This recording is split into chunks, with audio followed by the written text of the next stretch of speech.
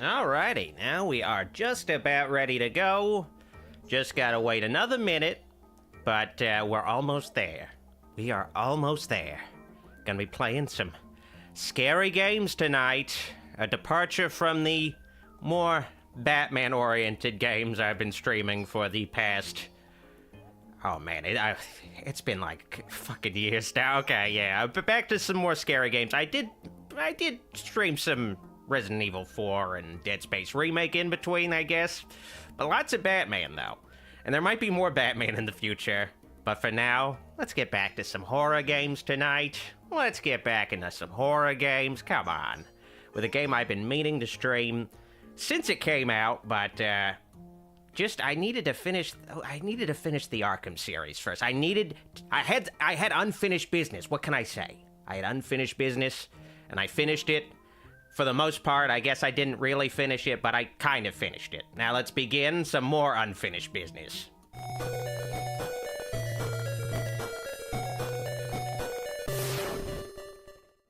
Greetings, I'm your host, Dr. Wolfula, and welcome to Doc's Game Room, where I live stream horror games for your dangertainment.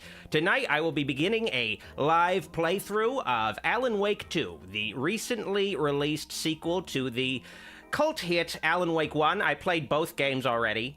So I played the original Alan Wake when it came out, and I really loved it. And I played Alan Wake 2 all the way through already when it came out as well. And I also love this game too. I realize it has some controversial aspects to it that don't sit well with people, but I like the game.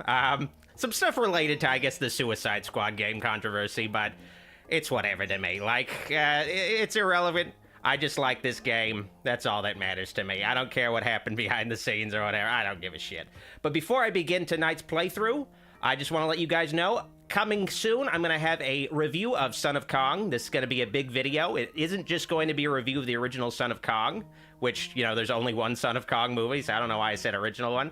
It's not going to be just a review of Son of Kong. It's also going to be a review of the original Mighty Joe Young, released in 1949, and also a review of the Disney remake, released in 1998. So it's going to be fun to talk about the Disney one.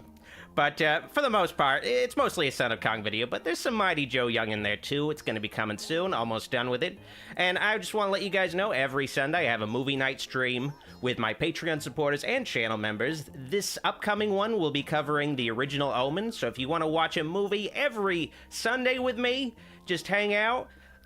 Click the link in the description, patreon.com/Dr. Wolfula, just $5 a month. Gets you a movie night every weekend. And usually I end up streaming 2 or 3 movies on that Sunday night too, so there's lots of movies. And also, consider following me on Twitch at twitch.tv/Dr. Wolfula. I'm planning to stream the 2005 King Kong game there soon, so give me a follow there. Okay, enough promotion. Let's actually get to Alan Wake 2. Let's start. Xavier has a super chat first, though. Doc, did you hear that the Juice died?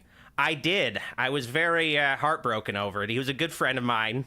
He asked for a lot of advice, especially around 1994. I gave him lots of helpful advice. I also, loaned some things to him that were pretty helpful. I gave him my lawyer, too, Johnny Cochran. Like, he's a good guy, too. I hate the fact that they're both gone. I'm going to dedicate this stream to the memory of Juice.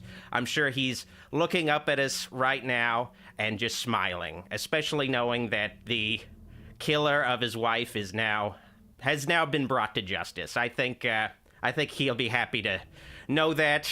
I'm sure he reached his deathbed and was just sighing a relief knowing that killer is no longer on the streets today. All right. Let's begin Alan Wake 2. Now, I'm going to play on normal, but I might switch to story on some parts. But I'm going to play on normal for now, though. This game kicks my ass at some parts. We'll see how things go. Hopefully they go smoothly. Back to the beginning. We all come to a story with hopes and expectations, looking for an answer. Sometimes it would be better to live with that hope without ever knowing the full story. Alan, you got like a thing on your forehead. Holy fuck. Get down, Mr. President! No, wait, that's a white dot. I don't know. Why do snipers use red dots? I've always wondered that. Is it like the optimal color? I guess it's like, I don't know. In our story, there are only victims and monsters. And the trick is not to end up as either. Well, I'm already a monster. In this genre, we are all ripped to pieces along the way.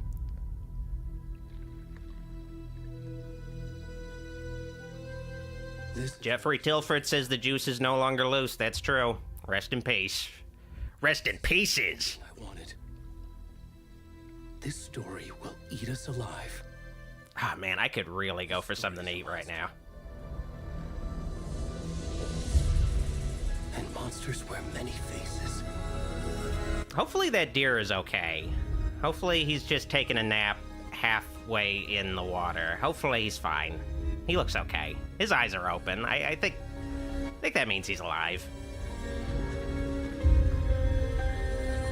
Jeffrey says only evil snipers use red dots. Okay. So, just so you guys know, I'm playing the censored version. In the options, you can censor it. In the uncensored version of this game, you see this guy's dick. You see his ass, his dick, everything. Thankfully, we're not seeing that right now. We're just instead seeing his soiled underpants. That's not so great, but I don't know. I think YouTube would not appreciate me showing this middle-aged, overweight man's dick and balls. I'm sure that's something you guys were hoping to see tonight, but it just didn't happen. I think this is the only thing that gets censored. It's basically the nudity censor. I think this is the only nudity I could think of in the game, so I don't know if they put that option just for the fact that the game opens with a guy jumping out of a lake just with his cock and balls out. They had to have a whole option in the settings just for that. And I think they also have, like, I don't know, they have, like, penis physics for it, too. Like in Baldur's Gate 3. I appreciate that. Just bouncing around. Another atheist says, Doc, do you think we'll get a spin-off called Alan Sleep? I just fucking realized that.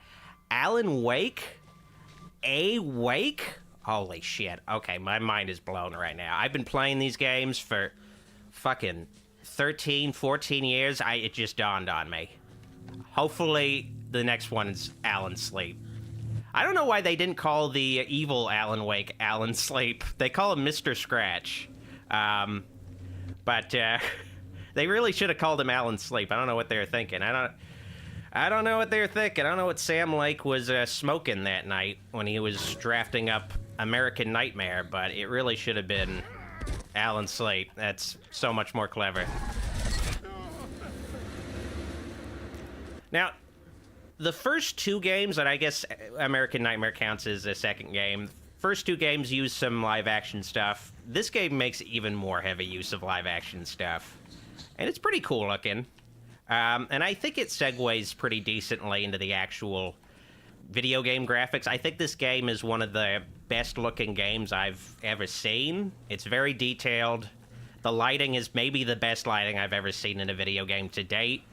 And this is with ray tracing off, too, and it still looks pretty fucking great, especially later in the game when lighting becomes more extreme. Okay, I maybe want to avoid that shadow guy. Man, does this guy not have a gun on him? I know he's got, like, a gun between his legs, but does he have, like, a gun that doesn't fire blanks? Ah, man.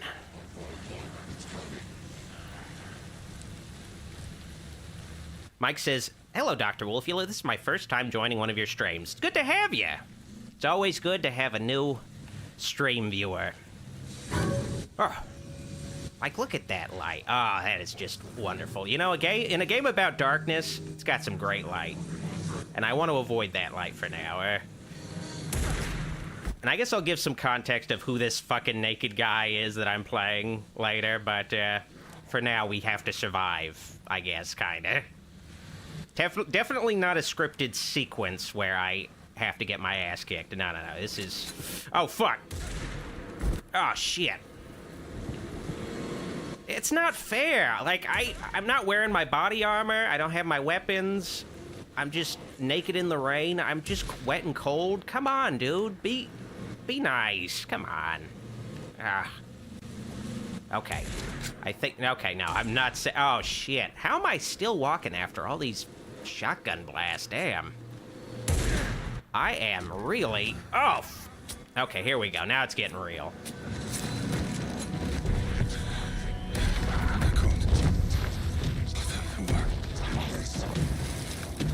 Oh, man. They're gonna have their way with this guy. I know I would. This is all in-engine. This looks fucking fantastic, damn. Holy shit.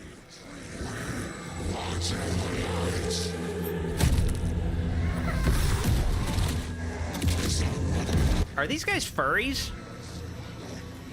I think these guys might be furries.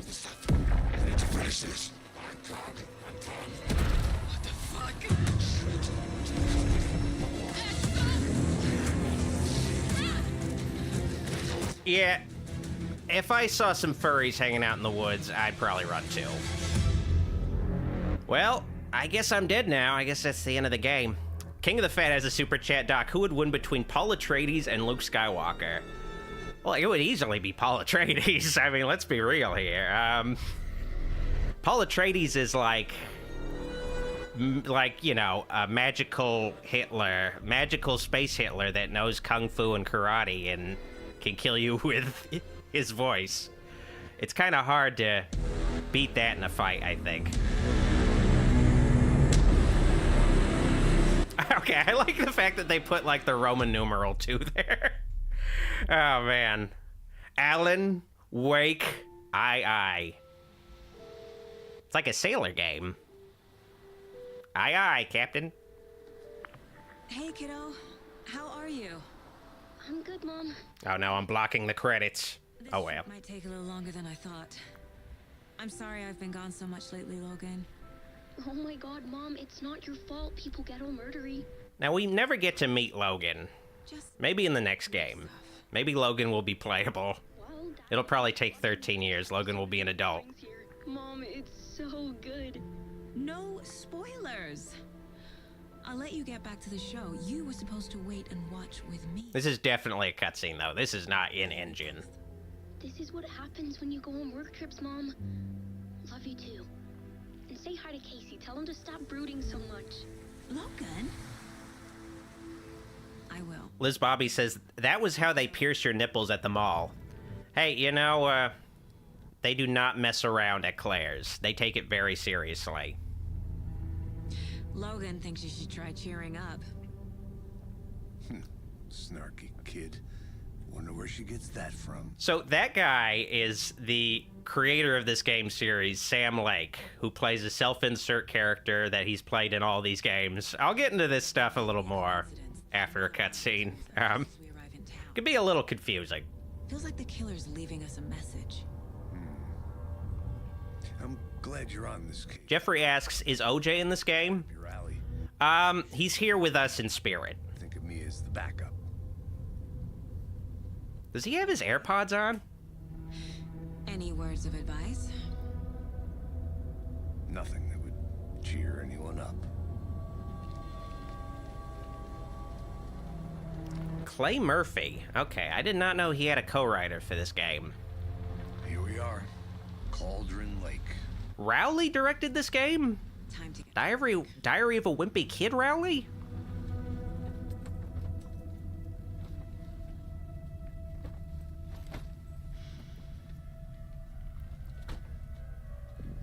A deputy was supposed to be here to show us to the crime scene. There's the car, so where's the deputy? Eaten by a bear? I'll check out that map.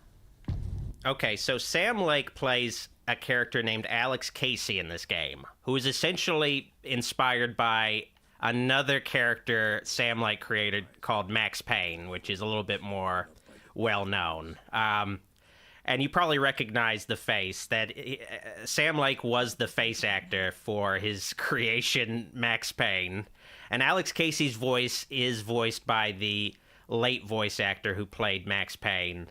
This game is a very meta game that's kind of commenting on creators entering their own works, to the point where the creator of the actual game is a character in this game, but he's playing another character from another game series that was crazy. It's so crazy. It's fucking insane. Oh, man.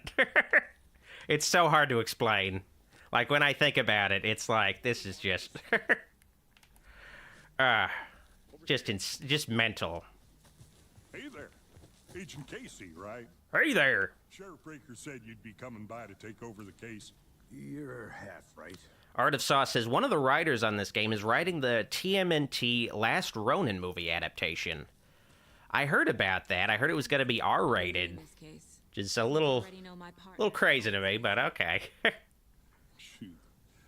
But, you know, Teenage Mutant Ninja Turtles used to be like a parody of dark, gritty comics, Figured that, you know, so I guess it makes sense. federal agents right here, Thornton. My partner, Thornton, down at the crime scene. He's not what you call the sharpest axe in the shed. Oh, man, I was really hoping he was going to say not the sharpest tool in the shed. Damn it. I really wish they still made Shrek games. I know they can't keep making the movies, but keep making the games. I remember getting the Xbox Shrek game. It was so fucking fantastic. Classic game. Were there any witnesses? Yeah, a couple out-of-towners. I wonder what they were doing sneaking around the woods at night. Not that we have anything against city folk, right, Thornton? But don't worry. Sheriff Breaker took them back to town a while ago. All right, can I go? I want to see the body. Come on. How do we get there? I want to see that naked guy again. Simple. Just through the hole Let's in the go. fence, down the hill towards the lake, around the old convenience store.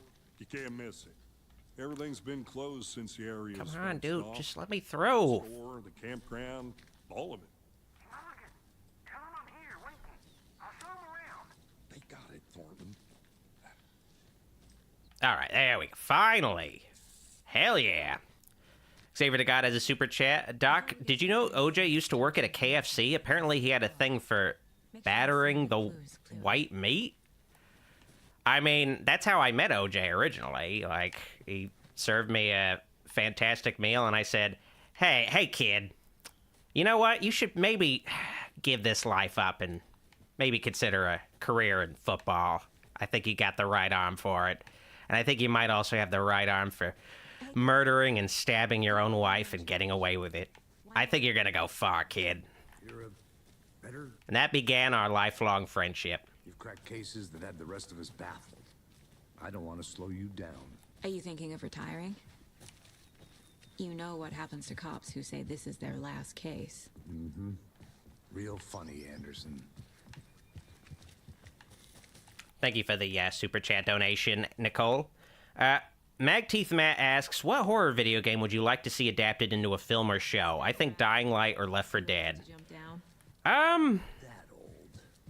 Let me I don't know. Like, I feel like I'm always just kind of iffy about game adaptations in general, just because I'm like, it always feels like the game adaptation is like, it's always pointed out as, okay, now our video game can be taken seriously. It's been adapted to a real medium, when I'm just like, I'd rather just play the game. Like, this is like, okay, I guess. It always just feels like this was made for, you know, people who don't play video games, or just the hardcore fans who will, like, get into anything. But I don't know. I'm always just kind of iffy about it.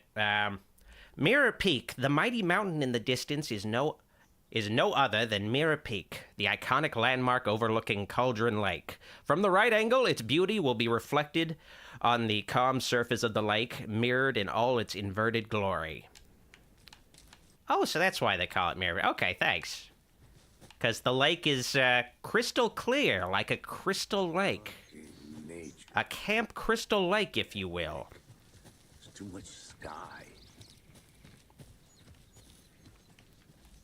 Eddie Huerta said, Left 4 Dead would be a cool, more action-packed The Last of Us. I don't know. Anytime I watch, like, any TV video game adaptation, I'm just like, Okay, it's so clear they do not have the budget to do any actual action for more than like a minute an episode, where it's like, I'll just be like watching like 60 fucking minutes of characters just kind of walking, just walking or hanging out in a room or something. Like, I feel like they're really just, I don't know. I feel like a lot of modern entertainment is just like fucking money laundering scheme or something, where they're given insanely high budgets, but the money isn't actually put into the actual production at all. Like, I don't know. I'm just starting to get that sense, or it's like, what was all that money spent on? Like, what's going on?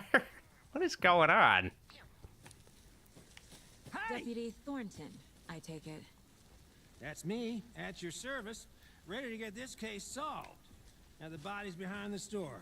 Come on, I'll show you. Alrighty, let's check it out. Oh yeah, I have a flashlight. Hell yeah. I'm exploring. Alright, let's see. No snacks. Alright, this is bullshit. Where are the snacks? Okay, give me... Oh, I can't get in there. That's where they keep the snacks, too. Damn it. Okay, here we go. Some lore. Monday, September 3rd. Some suspicious activity spotted. The fielder thought he saw a movement in the bushes. Footprints around the area were found, but some were compromised by the fielder. Note to self, train the fielder. Tuesday, September 4th. Nothing to report. Some animals regular. Wednesday, September 5th. Hunters out after dark. Poachers? Heard some gunshots. Not one of ours. Gotta keep an eye out. Gotta keep an eye on these people. They could get more than they bargained for out there. Oh, I think that that was the previous night involving Detective Nightingale. And yeah, I guess I should talk about that naked guy I played earlier. That was Detective Nightingale, a relatively minor antagonistic character from the first Alan Wake, who essentially becomes corrupted by the darkness that has infested the surrounding area of this town. And he essentially was, like, I guess, consumed by the darkness and eventually was, like, unleashed, I guess, arbitrarily from the lake. But I think actually he was intentionally released just to bring this character, Saga Anderson, here in order to make Alan Wake's story work. Okay. We didn't touch nothing. Man, he is looking good. Good enough to eat. Thanks. Damn. No tarp. You owe me a coffee. Okay. Let's start by examining our guest of honor. Does this fit the MO of the previous murders? I saw, like, I don't know, the one crazy TV adaptation I saw that was going to happen was Examine the corpse. they're going to make a System Shock TV show, and I'm just like, how is that even gonna work? Like, it's a game where you're just sort of exploring an environment with mutants around. Like, I don't know, I just feel like when you adapt a lot of games, they lose their appeal, where they're so specific to the video game medium. Like, I don't know. I'm like, how is that even gonna work? Like, what? Okay, whatever. All right, Mind Place time. My version of the Mind Palace technique. To sift through clues. We're getting all Hannibal on your asses. Building the mind place again for each case. Using each field office as a model in my head. Mike says, I think Red Dead Redemption is a good choice for an adaptation. It's so cinematic already. It's like just one of those things where the only reason to make an adaptation is just for the sake of making one. Like, I don't know. I just don't see real... Because it's already, like, you know, the appeal of it is just, it's a Western... It's a cinematic Western that you can also play. If you turn it into, like, a show or a movie, it's just like, you know, another Western show or movie. It's not like it has, like, this universe or anything. It's got, like, its own specific lore and stuff, but it's still, like, I don't know. I don't see them doing that anyway, because it feels like Rockstar is very much we make video games, we don't really... We're about the video game medium and pushing it forward. We're not really interested in, like, you know, exploring our content in other types of mediums, because it's just so specifically made for video games. All right. Let's see. I gotta find some more evidence to add to my case board. Okay. see, what else we got here? Got some other stuff. Okay, I think I gotta... Oh, I think I gotta do some more stuff at the... No, okay. Gotta explore the body first. Chest cut open. Heart removed. Joseph D says, "Hey Doc, got out of Civil War. I heard it's good. Killer left the heart right next. I mostly just hear that one scene they show in the trailer is one of the most intense moments in all of cinema. From the cargo straps holding. It's like, okay, it seemed pretty intense in the trailer. What kind of American are you? Holy fuck. There's like 4 different answers to that question. Holy shit, what do I say? Alright. Okay. No, wait, I gotta connect it here. There we go. You know, if Nick Offerman was president, I'd pledge allegiance to him, that's for sure. Be like, yeah, that's easy to say. I'm with Nick Offerman. This makes 4 murders that we know about. Magteeth Matt says Rockstar made Max Payne and that got a film adaptation. Max Payne was created by the developer of Alan Wake, Remedy. So they had the film rights and sold them to a film company.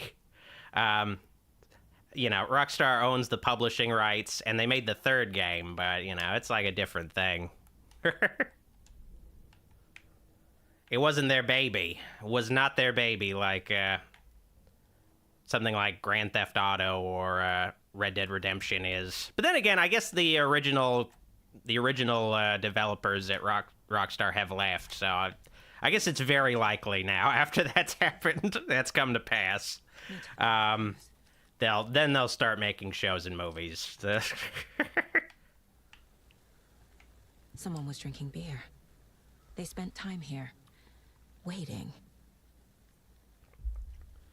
All right. It seems like a good party, though. Lots of beers. Hurry. Knock the tripod over. So this is not the Blair Witch Project. They had a tripod. All right, let's collect a little bit more evidence. Multiple people were here. Multiple killers? I kind of like this. It's sort of like a light version of L.A. Noire. Is there more stuff with this guy? Okay, yeah. I think that's about it. Joseph D says, no need for a GTA movie at all. I don't even know what they would do. Like, it would just be like, this is another crime movie, but look, there's like a Sprunk advertisement in the background. Like, or maybe, I guess, the actor that played Michael DeSanta appears in it. Like, I don't, like, it's just, it would be kind of pointless. Like, it would just be like an advertisement for the games when the games are already like cinematic, you know, video games. Like, it's just, I don't know, it just doesn't feel like necessary. All right, okay, the victim, okay, the killers, I know that, I know where that connects. Heavy blood splatter on the table. Maybe the killers? Yeah, there we go. The Killers, great band. All right. Quite the party. King of the Fat asks, Doc, when watching Dune, did you also see similarities between the film and the Iraq War or the Gulf War or Hamas? Well, it's very clearly, like, drawing from lots of religions, and Arrakis is very clearly, like, you know, inspired by what has been going on in the Middle East for, like, the last 50 to 100 years, very easily. You could draw some very clear parallels. All right, okay, I need to speak to this guy. Any idea who the victim is? Oh, I sure do. His name is Nightingale. He was FBI. He came to town about 13 years ago. I haven't heard a word about him since. King of the Fat says there was actually a movie in the 70s called Grand Theft Auto starring Ron Howard. Oh, yeah, I did know about that. So, yeah, there you go. They already got it. They already did it. Oh, and sisters. So you knew our victim? Well, I didn't recognize him in his current state. But yeah, I ran into him a few times at Quantico. Never worked any cases together. After his partner got killed in the field, he went off the deep end. Magteeth Matt says, it sucks that you missed Godzilla -1. That was my most terrifying theater experience. Yeah, I'm going to be waiting a little while before I get to see it. They got a moratorium set on that until... I guess it's coming out next month in Japan. So maybe it'll become available not soon after in America. In the States. The Victim... yeah, there we go. All right. It's very satisfying just putting the stuff on a board and then having, like, the things connect. It kind of reminds me of the opening of 11/22/63. I think it's 2263. Okay. That's it. Robert Nightingale, ex-FBI, came to Bright Falls 13 years ago. Mike says, I say Godzilla X Kong is the closest we come to a live-action God of War. Well, Amazon's making a live-action God of War show. So, gonna come even closer soon. Assumingly. I don't know. Speaking of which, I did watch the Fallout show, and I did like that. I'm a big Fallout fan. I had mixed feelings about how it seemed to shit all over the timeline and canon of Fallout 1, 2, and New Vegas. But at the same time, I still like the show. It's a good show. Just, not a big fan of, I guess, how it fits in the greater scheme of things. But, oh well. Profiling. Get into the subject's head. See what they saw. Feel what they felt.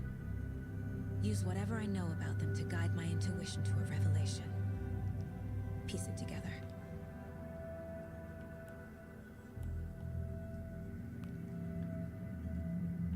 Another atheist asks, Doc Wolfula, is goulash Hungarian? Well, he's definitely always hungry. But I don't know what his nationality is necessarily. I'll have to ask him sometime and then just forget to ask him because I don't care. Agent Nightingale has been MIA for 13 years. How did he end up here? Up from the lake that's not a lake. It's dark. Joseph D said, I had no experience with Fallout, but I liked it a lot. The show, I mean.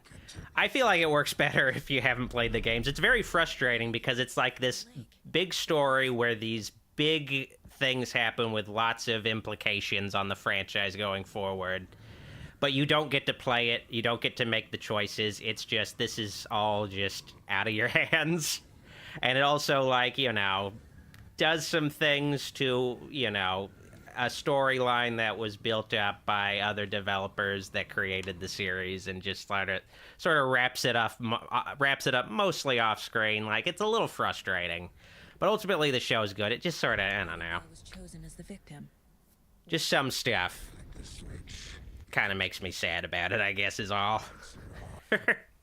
Just the idea that, oh yeah, like, some, like, maybe a lot of great characters I liked from the previous games just maybe got, like, incinerated off screen or something, or their descendants as well. Like, oh man, that sucks. For something.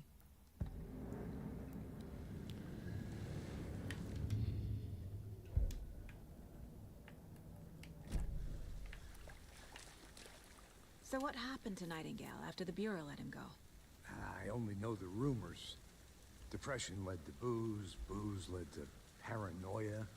He got some wild ideas in his head, chased ghosts until he fell off the map. Guess he ended up here. I bet there's... Joseph D says, comparable to Mortal Kombat 2021 in a way where if you don't know the games, it'll not work as well. I don't know. I didn't see that movie. But, I don't know. Like, I feel like a lot of these shows work best if you, I don't know, if you haven't played the games. I feel like they're mostly for people who don't really play video games, and maybe they like the show and then they'll play the video game afterwards. They're ultimately like, it's sort of like a retroactive thing where... Certainly fits the pattern. It's sort of like, they made a Transformers cartoon to advertise the Transformers toys, that kind of thing. Just took a long time for that to happen. Conethius announces, I am a member for 5 months. Well, hell yeah, thanks for joining. Thanks for sticking around so long. All right. Case board time. Okay, hopefully this is the last thing I need to do. Okay, now, all right. Still like one... I still gotta find one more thing. The lake is connected to Nightingale somehow. Okay. Let's check out the lake. Let's take a look down by the lake. Lead the way. Sounds good. This way, right? One thing that does annoy me about the PC version of this game is when you go to the mine place, there's like a lag where it takes a moment for like the textures to load. Apparently that's not in the PS5 version. Oh well. This one of your hunches, Anderson? Art of Saw says that's how The Last of Us worked. Got my dad in the game. Yeah, exactly. From the lake. Probably. I don't know. There were I watched half of The Last of Us, and I did enjoy what I saw, but ultimately I was just like, I would rather just be playing the game. Not that complicated. Like, add some stuff, but ultimately I was just like, I would rather just be playing this. Like, it felt like the action in The Last of Us show Strapped him to the table. was just not really, I don't know, anywhere close to how frenetic and crazy it gets in the games. Like, I was just like, I'd rather just be playing this. Like, it's not as much story as the show, but it's still got a lot of story, and it's, like, action-packed. Like, I don't know. They come out from under the boulder. It makes no sense. I didn't know trees got that big. There's a piece of paper on the ground. Let's read it. I want to read it. Ah, fine. Okay, there we go. Cutscene time. A page full of text on one side. Not a printout. Written with a typewriter. Old school. Lines scratched out and edits added with a pen. Mm-hmm, like a manuscript. Page of a story. Killer left a message. Tevya Smolka says, speaking of shows that remind me, any opinions on X-Men 97? Because I've been watching that show and it's really good. I don't really have a Disney Plus subscription, but I heard it's good. But at the same time, I'm not really a Marvel guy. So, I guess I don't know. If I happen to have a Disney Plus subscription, I'll check it out. But otherwise, try to avoid, I guess, give money to Disney when I can, ideally. An invitation. How could they not accept, even if they knew it would end up hurting them?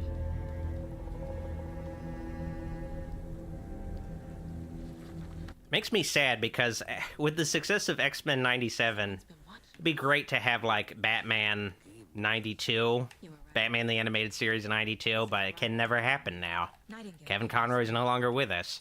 I was thinking it would be really cool if they made a new Batman video game that's not necessarily with the same gameplay style of the Arkham games, but essentially it's based on animated series, and it just essentially the entire plot is just based on Batman the Animated Series episodes, and it just uses voice clips of Kevin Conroy, just old voice clips. I feel like maybe that could be interesting, but I feel like maybe that's a little too niche.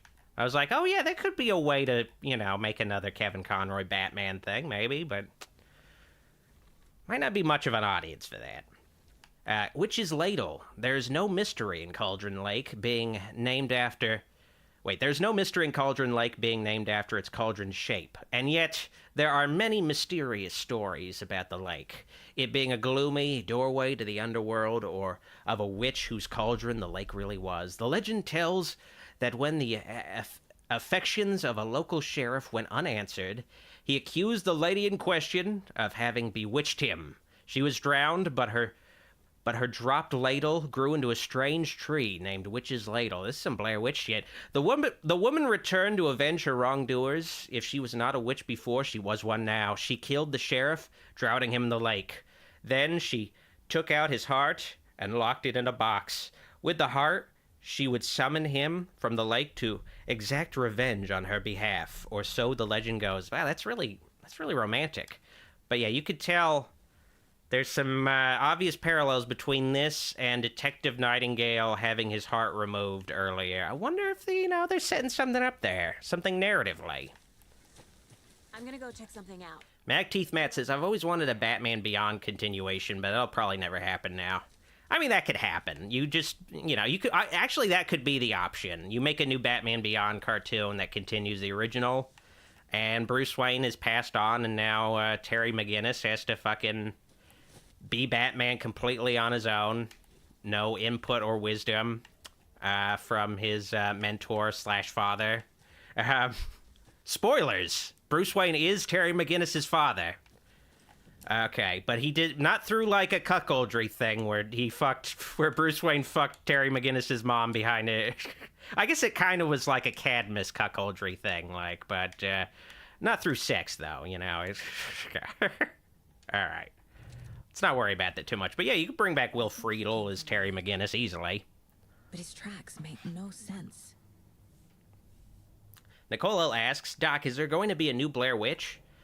That's what I've been hearing. Blumhouse bought the rights. You know, anything like I like, you know, well, like, because there's people in the comments of just this stream that are like, I fucking hate Alan Wake. Like, you know, there are things I like that some people don't like. I also like Blair Witch. People get really mad about. To the point where when I started playing this game, before I played this game tonight, someone in the chat said, they're gonna unsubscribe because I'm streaming Alan Wake 2, where it's like, are you that much of a fucking crybaby snowflake, or you have to like announce that? Like, where it's like, why are you so mad about it? Like, just don't fucking watch it. But yeah, I don't know. I'm iffy about a new Blair Witch thing. I don't have a lot of hope for it with Blumhouse in control, and it's also Blair Witch is a thing that a lot of people don't like. And I don't think Blumhouse will be able to turn it into something people will start to like suddenly. It's just a very controversial... It's a very controversial film, like, in its approach. Essentially, Blair Witch is such a... It's like... It's killed by its own success in the sense that Blair Witch Project was supposed to be this low-budget, independent... shoestring budgeted experimental film that was not intended to have any large audience. It was just supposed to be ideally maybe played on TV on like a network, but then a big studio bought the rights to it, made a huge marketing campaign for it with like some clever online marketing too to convince people it was real, and it became this huge bonanza. But it's like, people, like, expect it to be so much more than what it is, like, what its roots are. It's such a shame. Like, you know, it can't really be, you know, continue forward without having that sort of baggage, unfortunately. Oh, well. Okay, the page. A story about these events. What is Nightingale's role in this? I carry his words close to my... Tevia Smolka asks, why even make another Blair Witch movie because they keep failing with these sequels? Well, the reason for it is Blair Witch movies are super cheap, and they return their budget and then some, even when they're considered failures. Like, the last two sequels were considered failures just because they didn't make an insane amount, like an astronomical amount of money. They still made, like, the last Blair Witch movie, the Adam Wingard one, 2016 one, it was considered a disappointment, but it made, like, I think $30-40 million on, like, a couple of, like, a few $1 million of a budget. Like, it was really successful. It just was, like, they were hoping it would be this gigantic thing again, and it just wasn't. So they're like, okay, fuck it.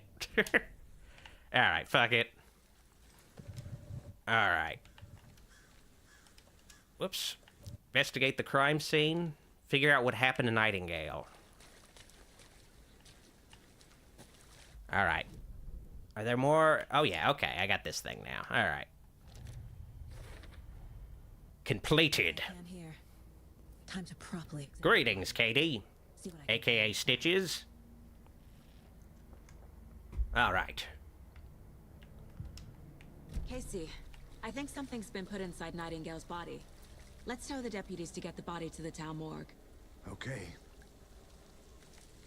Deputy, I want the body taken back to town for a proper examination ASAP. Well, sure, but the coroner won't be back in town for another... The anime hero asks, hey Doc, any plans to review the Constantine City of Demons animated movie or the live-action show? I can't really say that there are. I'm not super familiar with Constantine, unfortunately. Maybe I could review the Keanu Reeves movie at some point. Maybe that would be more in my wheelhouse, I suppose. Thanks. Let's get the car, drive to Bright Falls, and talk to these witnesses, the Bookers. At the diner, right? I could use a cup of coffee. Let's try that shortcut the deputy mentioned. Vincent the Eighth. Wow, there's lots of atheists in the chat tonight. Vincent says, Doc, have you played Iron Lung yet? I didn't know that was a game. I thought it was just something I need to enter every night or else I die in my sleep. I guess I'll have to check it out. Cute lodge we got set up in. We should go for a hike if we get a chance. Now you're just being mean, Anderson. Deputies aren't exactly up to the task, but hopefully the sheriff will be more helpful. Not a surprise about the deputies. Doubt me. Takes a little bit before we start to get attacked by Taken.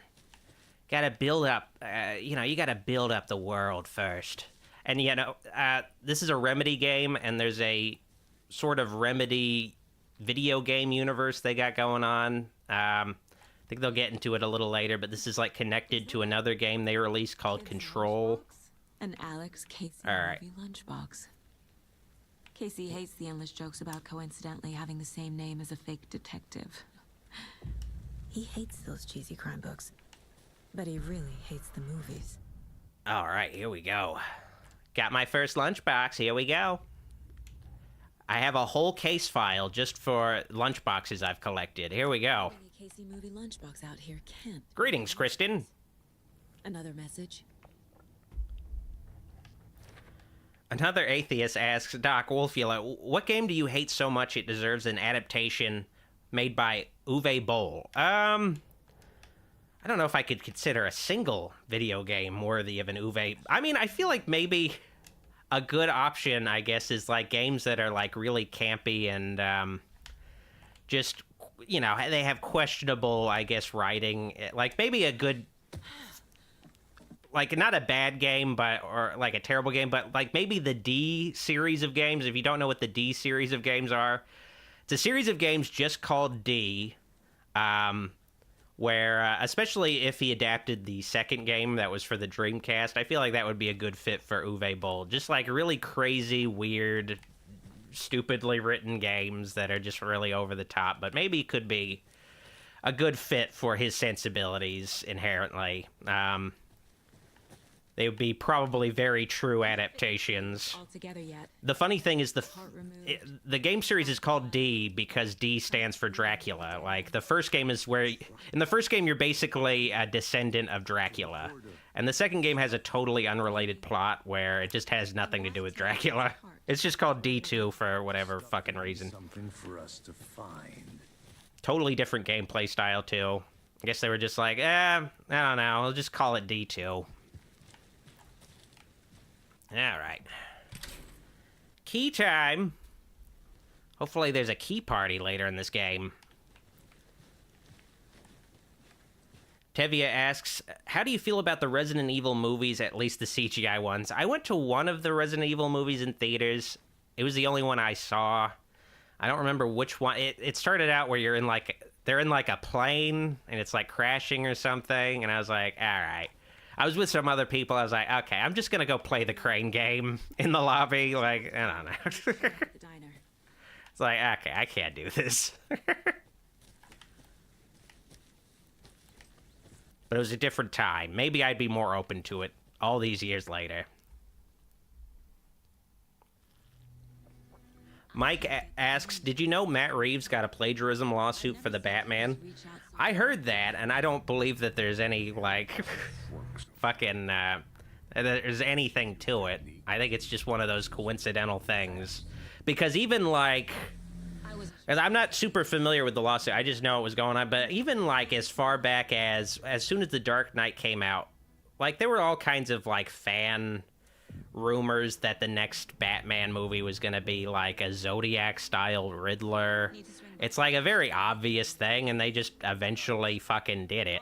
Like, it's super, it's a fucking really, it's all, and ultimately it is based on the Zodiac Killer, like a real guy who did these real things. Like, I don't know. But I haven't looked into, like, the lawsuit at all. I just feel like it's one of those things where it's like, there are people who don't like this version of Batman, even though it's just one of many versions of Batman. So they're like, let's make a bigger thing out of this. Just to discredit it in some way. It's such, I really fucking hate, like, just the internet discourse. It's so fucking tedious. It's so, it's just, like, just the shit people waste time on. It's just insane. Oh, well. Just how much coffee have you had? Cosmic asks, do you think physical media needs to be given more respect in stores? Lately, most of my local stores have reduced the movies section greatly, and now they have almost nothing. Well, yeah, I would often go to places like Target or Best Buy, or I get, other superstores, and now they don't have DVDs, so now I don't really go to them all that much. I'd be like, well, I could go to the grocery store, or I could go by Target and maybe check out their physical media too. Kill two birds with one stone, but like they don't have that anymore. So I'll just go to the supermarket, because they don't. I feel like stores in general just are not selling just fun stuff anymore. Like it's just nothing fun to like impulse buy at all anymore or browse. It sucks. Just like no reason to go to a Best Buy or anything, because my Best Buy is just down to like stuff you'll buy like once every maybe 5 to 10 years, like a dryer or a fucking AC unit. Like just like I'm not going to a Best Buy I'm not just like curiously stepping into a Best Buy to check out what they have in their fucking appliance section. It's a shame, but oh well. Okay, I gotta get back into where I need to go next, but I don't have a map yet, I don't think. Oh, well, I don't have a map of this area yet, so I know where I need to go. I gotta get in this fucking hotel. The good old Elderwood. And something I should say is that I think this game... Okay, so you switch between playing as Saga, this character, and then eventually you switch to playing Alan, and they have their two distinctive worlds. And I think essentially Saga has two open world areas. She has like the forest area, and then she has the town area, and they kind of connect in some ways. It's kind of cool. All right, let's get in there. Gotta turn on my fucking flashlight just to see. Just a few more days.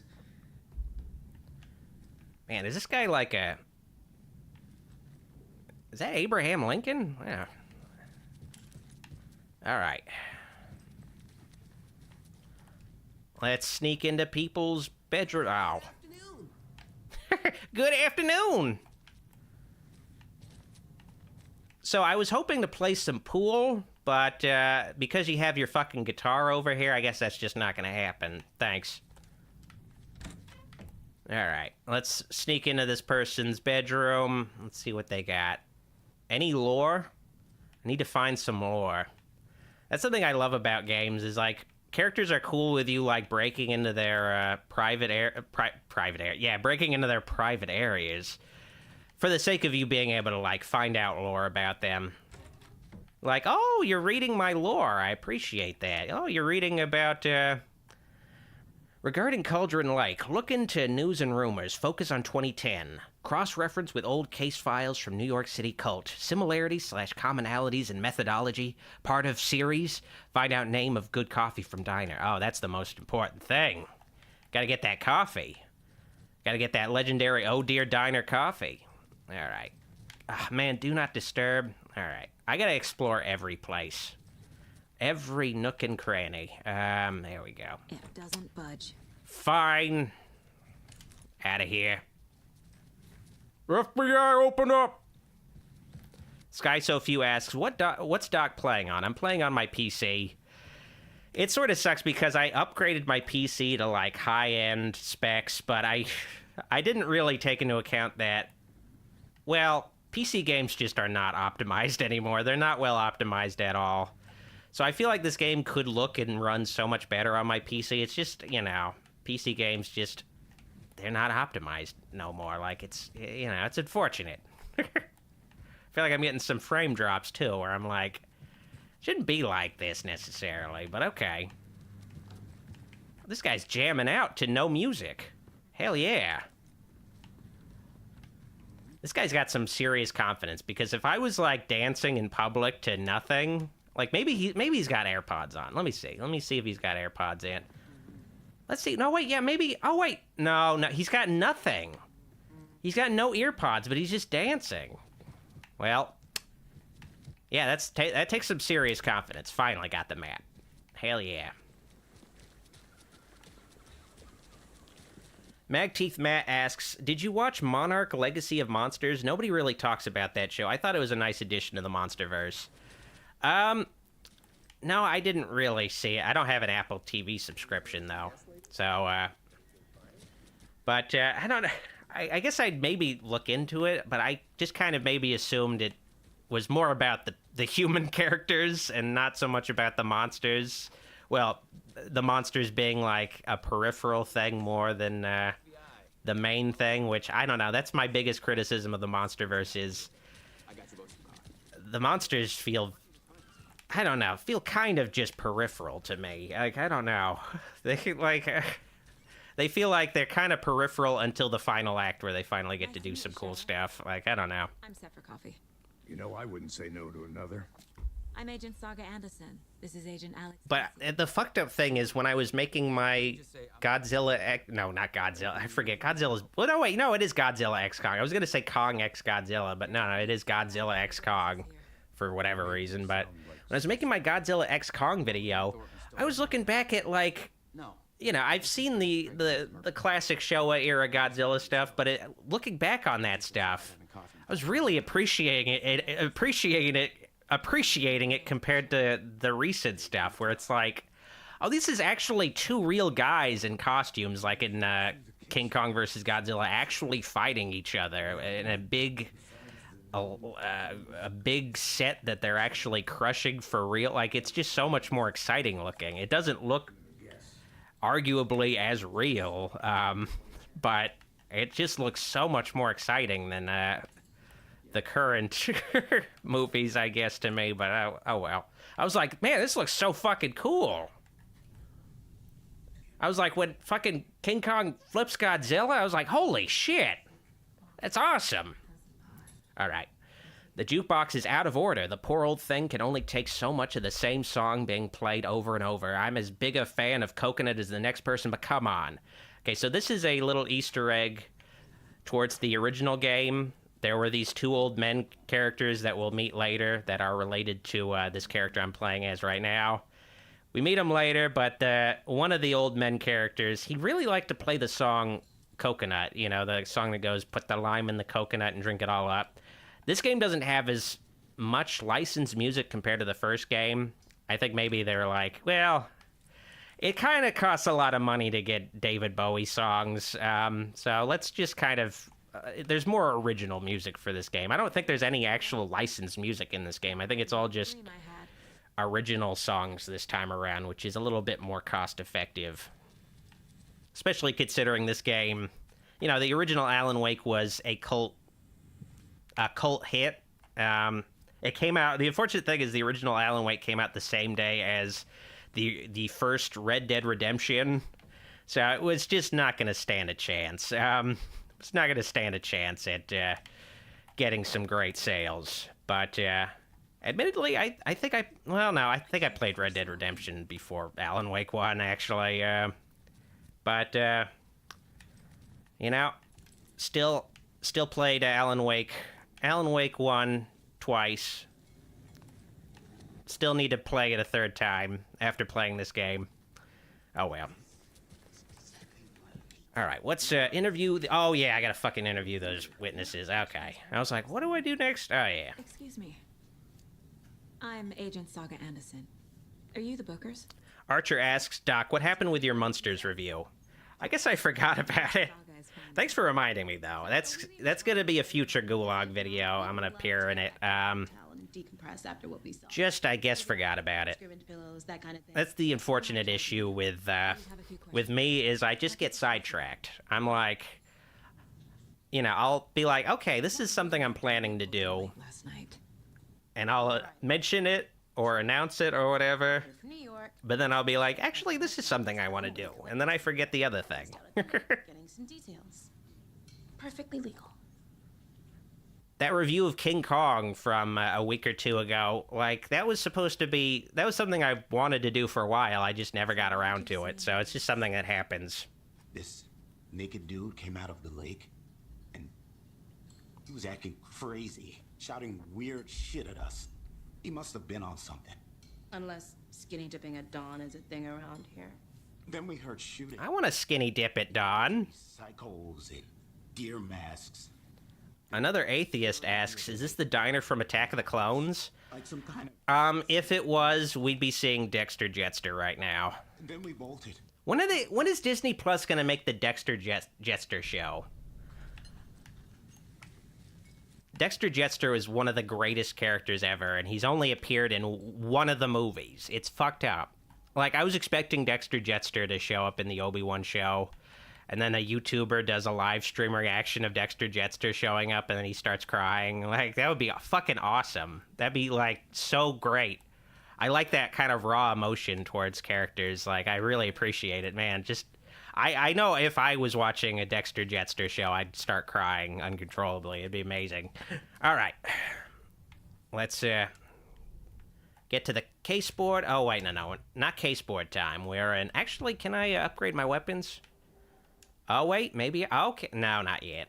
Still need a few more. Well, more than a few more. Okay. Profiling yet? No. I guess not profiling time yet. I gotta ask some more questions. What makes you say it was a cult? The masks and knives aren't enough. They were shouting. Xavier to God says, Doc, you should play Dead Rising at least 2 or 3. I'll probably play the first game at some point. Oh. It's a game I've been interested in playing, but I just never got to it. Terrifying. That's all. All right, time for some profiling. Okay. The Bookers. The cult of the tree. What aren't the Bookers telling me? I found their necklace. The symbol is... Magteeth Matt says, are you making fun of Andor for making a show about a character that was in a single film? No, I'm not making fun of it. Andor was, like, my favorite show of, I think, 2022. I'm not making fun of Andor. It was either... I think it was 2022. Andor was really good. Andor was, like, one of my favorite shows in a long time. So I'm not making fun of Andor. I guess just making fun of, some Star Wars things in general. Private party. No trespassing. My book has questions. Past the bolt cutters. They broke in for the sake of Tammy's book. Nothing to do with a murder. They were telling the truth.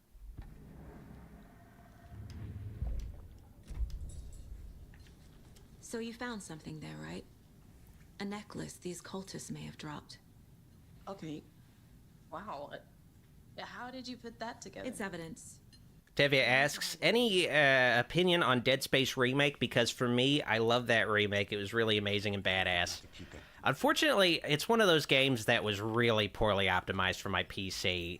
And I really enjoyed what I played, but it just was too janky on my PC. And I spent so much money on it, like, I guess I'll wait until it's, like, hopefully either finally gets optimized for PC, or it becomes a little more inexpensive on PS5 to give it another shot, just because I was just like, this is just not running well. And it's just, I don't want to experience this game like this. I'm sorry. Who are you? I don't know what you're talking about. It's me, silly. Rose. You know me. I don't think I do. And what horrible thing happened to my baby girl? She drowned. Tevia asks, any opinion on Winnie the Pooh Blood and Honey 2? I haven't seen it. I thought about seeing it in theaters, but I endured a back injury, so I was not in a great situation to see it at that time. But I'll definitely be seeing it at some point when it comes out on home video, and then I'll make a video about it. But I guess I don't want to share an opinion. Apparently, I guess I was, like, confused about how it connects to the first one, but Apparently, Winnie the Pooh, Blood and Honey 2 completely retcons the events of the first movie. Like, it's just like a totally just different story. A different version of the Christopher Robin thing. So I was like confused, like, how is this, like, this seems like a totally different thing. I guess because it is. I guess they were like, all right, maybe we should start from scratch. All right, let's see. We're dealing Killer with profile time. of killers, not a lone serial killer. Benny asks, will you give Puppet Master the game a try? Free on Steam. Puppet abilities are true to the movies. I'll try to check it out at some point soon. The cult of the tree is behind these murders. I'm always up for something free. Complicated. I'll need to start a new file. But it's my first cult case. I will say I am looking forward to Andor Season 2. And I guess when Andor Season 2 comes out, I'll probably also see X-Men 97. So that's probably when I'll see it. See that other show. Even though I hear that show's good too. More of a Star Wars person than a Marvel person. It's always a little uncanny when I see live-action characters in video games. It's always a little weird. Like, it works a little better with this game's cutscenes, but when I see, like, a photo of a real person, it's a little odd. Nightingale at the morgue if you're ready to go. But I guess it's easier than rendering a human being just for a photo in a game. We're dealing with a cult. The cult of the tree. A murder cult. Fuck. Have you heard of this cult of the tree, Sheriff? King of the Fat asks Doc, ever watched Team America World Police? Yeah, I have seen that movie. Of course I've seen it. Are we? America, fuck yeah. Of course. My favorite class. Morning, Sheriff. Looks like you have some gas. There's an emptiness that needs to be filled, and only one emptiness will do. Real important guests. Deerfest. Always draws a crowd, right? Too true. More the merrier. Have a good one, Sheriff. Magteeth Matt says, I want a show about the Death Sticks guy. Oh my god, that would be so fucking cool. They could make it like Narcos or Breaking Bad, something like that. What you do now? It'd be really awesome. It could finally be R-rated. Give us the R-rated Star Wars we've always wanted. Saying the weirdest thing possible. But even though it has nothing to do with the plot, they could open it up with Anakin killing the younglings, and we finally get to see it happen, and it's super graphic. Corpse is All right. downstairs ready to go. Yep, in the morgue. I am really curious what Death Sticks are like. As soon as possible. Really want to try them sometime. All right. oh, this. I'm getting the special treatment. Anything you need? Double door opener. We appreciate the support, Sheriff.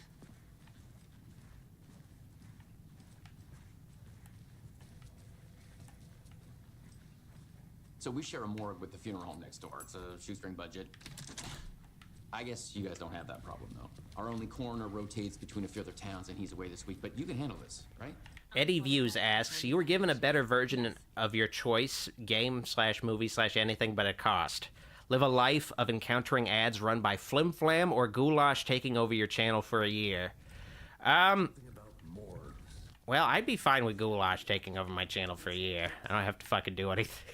That'd be great. Be awesome. Speaking of Flim Flam, I saw apparently Velma Season 2's coming out soon. Looking forward to making that video. Alright. It's gonna be fun. Okay. Oh, sweet. I get my, supplies. Okay, we're, getting ready for, the first... I guess it's not really a boss battle. The first encounter, I suppose, though. Man, actually, how long?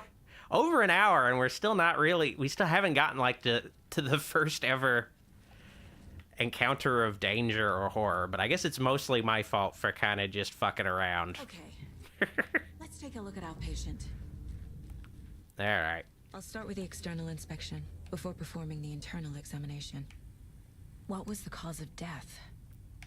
There's writing on here. Well, it looks like his heart's gone, so that probably had something to do with his death. Okay. How'd they manage that? Now, just imagine if this was the uncensored version, just seeing his dick right there. Oh, man, that'd be great. Okay. They did leave something inside his chest. Oh, man. This reminds me of her. Better give her a call. Okay. A tattoo? Nightingale didn't strike me as a tattoo guy.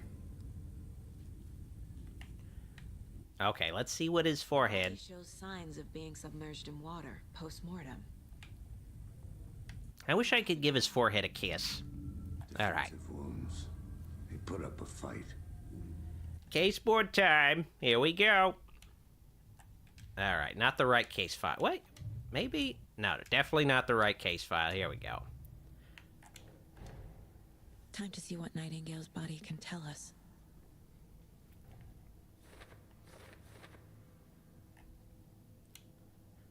Okay, I think they all go here. There isn't much of a puzzle to... Well, I guess... Yeah, there isn't really a puzzle. You could just kind of keep clicking on, you know, these flashcards until you get something. But it's still kind of neat. Lets you pretend you're being a detective. Okay, now this probably goes right here. There we go.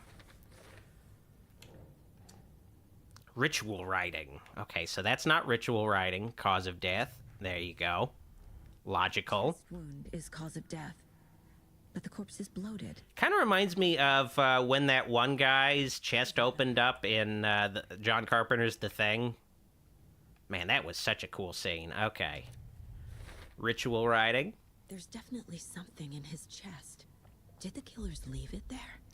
Tevya asks, have you seen Star Wars The Bad Batch Season 2? I've only seen Season 1, and I liked it. But, I don't know, I guess I'll watch Season 2 when Andor comes out. I guess I could have, well, no, I did see Ahsoka, but I don't know if Bad Batch Season 2 is out yet when I saw all of Ahsoka. I thought Ahsoka was okay. It was fine. It's one of those things where it's, I don't know. It was an okay show. It was good, but, wasn't super memorable for me, but I liked Ahsoka fine.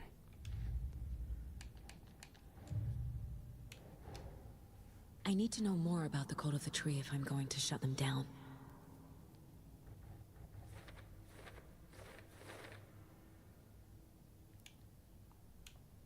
This would be a cool addition in a future Batman game, even though there are definitely not going to be any more Batman games. If you could go into Batman's mind and, like, put the cases together, like, put all the clues together, if there was an actual, like, detective mode like that, that'd be awesome. Just something, I guess, immersive. Maybe he has, like, a bat cave in his mind or something. Cult goals. Let's see. I don't want to fuck this up. Okay, so their goal is not wearing masks. Let's be logical. Who's involved? Cultists wearing masks. Okay, no, that can't be it. It's got to be symbols. Yeah, symbols. Nope. How is that not? Okay, there we go. Cult psychology. I mean, a deer mask is kind of a symbol. Here we go. All right. Okay. I don't know if you want to put your hand in that. Might want to wash that first. I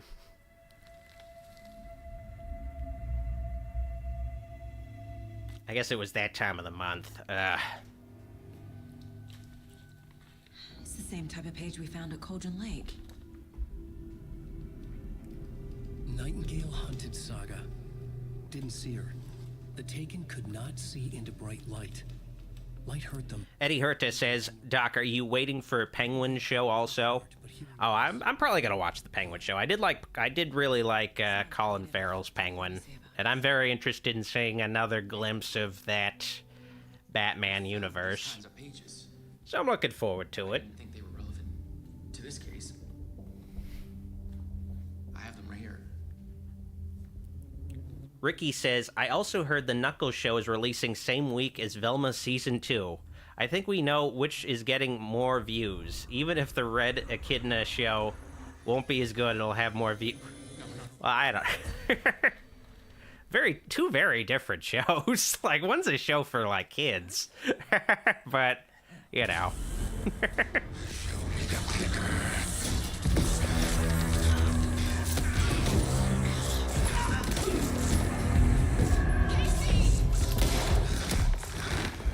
It also has Idris Elba voicing Knuckles, like a huge movie star, so I don't know if it's fair to compare. Not trying too hard to defend Velma, but very different things.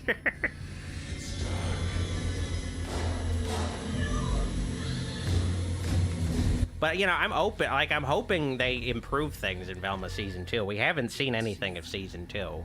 So, you know, I'm gonna have an open mind. I'm not gonna be somebody who's just gonna be, like, just, like, super ultra pessimistic where nothing can get better. Like, I don't know, it just can really fuck up your mind when you're always like that. Just, you know, hoping for the best, you know? Hoping it's okay. No weapon. I don't want it to be, like, I don't know, it gets to the point where it'll almost feel like people will want it to be just as bad or worse. It's like, I don't want that. Okay. I remember fucking dying to this part quite a few times. Fuck. My gun's out in the hall. Gotta get it back. Oh shit, yeah, I'm like right now. I think this is an instant death. They like throw you to the wolves on this part where it's like a pretty brutal tutorial where, and I think the worst part about this part is I think you have to like skip through the whole cutscene. Like you have to initiate the cutscene again and reload it. Like it's kind of bullshit. Ugh. All right, let's do that again. Gotta get to a specific place. Give me my flashlight. Okay, my flashlight's busted. Oh, shit. All right. Okay, I need to look at the loading screen tip. Someone not giving you the... Oh, that's not helpful. Okay. What do I need to do with this part? I cannot remember. All right. Let's try again. Don't want to keep dying. I hate these instant death things, though. Like, it's always... All right, let's just hang out here for a second.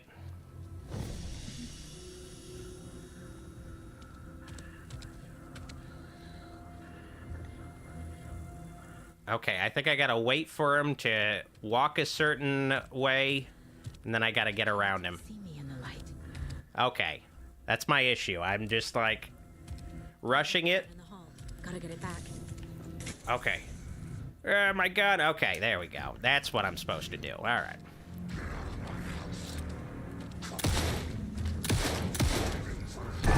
There we go. All right, finally. Vanished.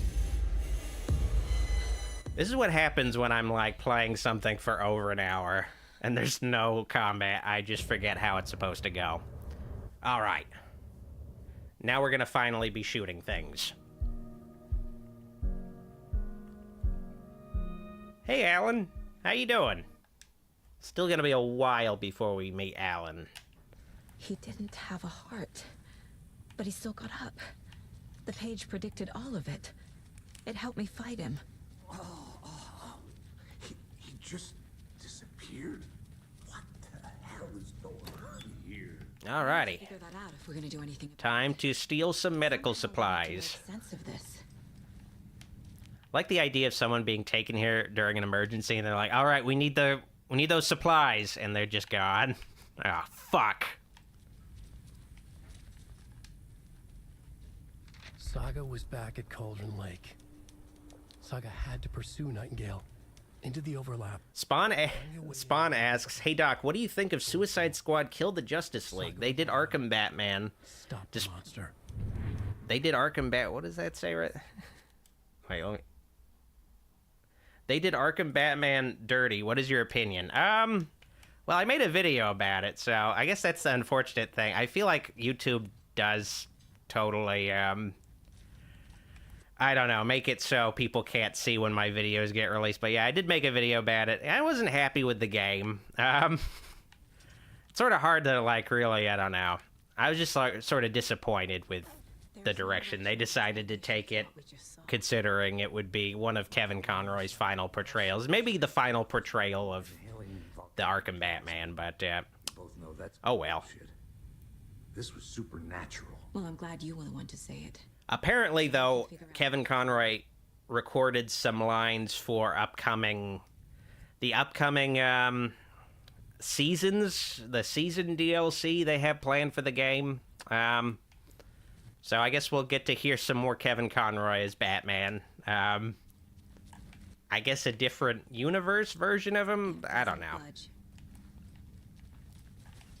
All right, are we trying to get out of here? Let me see. Figure out where Nightingale went. Okay, I just gotta talk to Casey some more. Right before things got crazy, Sheriff Breaker just vanished. Maybe the sheriff knew more than he was letting on. He seemed anxious, like he dreaded what was coming. One more mystery. Tevia asks, question, how do you feel about the Joker 2 movie? It looks interesting. I'll probably see it. I guess I don't know. Looks to me like the cult of the tree is... You know, I feel like the Joker movie resonated with a lot of people, and I enjoyed it, but I guess admittedly I was expecting it to be more about him becoming like a crime lord, underworld figure, something like that, but maybe they'll build up to that over time with these movies. I guess maybe they're gonna take their time with it. But, you know, I'm gonna definitely see it. It's got Lady Gaga in it. You gotta see a Lady Gaga movie. I've never seen a Lady Gaga movie ever, actually. But, you know, I'll see this one. Alright, okay, what next? Figure out where Nightingale went. Okay, I know that. Oh, yeah, I gotta do that. I almost forgot about the case board. Alright, let's do this. A dead man turned into a monster. Light as a way to fight him. Pages predicting the future. Ricky has a super chat. Thank you, Ricky. Have you played any of Remedy's other games like Max Payne, Control, and Quantum Break? I unfortunately have not. I've been meaning to start the Max Payne games soon, but I just haven't gotten around to it. I played all the Alan Wake games, including American Nightmare. I guess maybe, I don't know. I more into like, I'm a fan of David Lynch and Twin Peaks and Stephen King, so these games really appeal to me a lot more, I suppose, than some of their other games conceptually. But I'll definitely have to check them out at some point. Back at Cauldron Lake. Calls him a Taken. Ricky says Lady Gaga was an American Horror Story. I've only seen the first 3 seasons of American Horror Story, and it's only because my sister was watching the show, and I happened to be in the room while she was watching the show. I feel like it's American Horror Story really appeals to the ladies. Nightingale turned into a monster, and there are offices down. I don't know. I could never really get into it all that much. It always felt like it was kind of a hodgepodge of things where here's like a witch cult, and there's like a Frankenstein monster guy. Here's like some aliens. Here's like a Leatherface guy. Like it's here's the I don't know. It just felt like a little too much for me, I guess. Like throwing everything at the wall.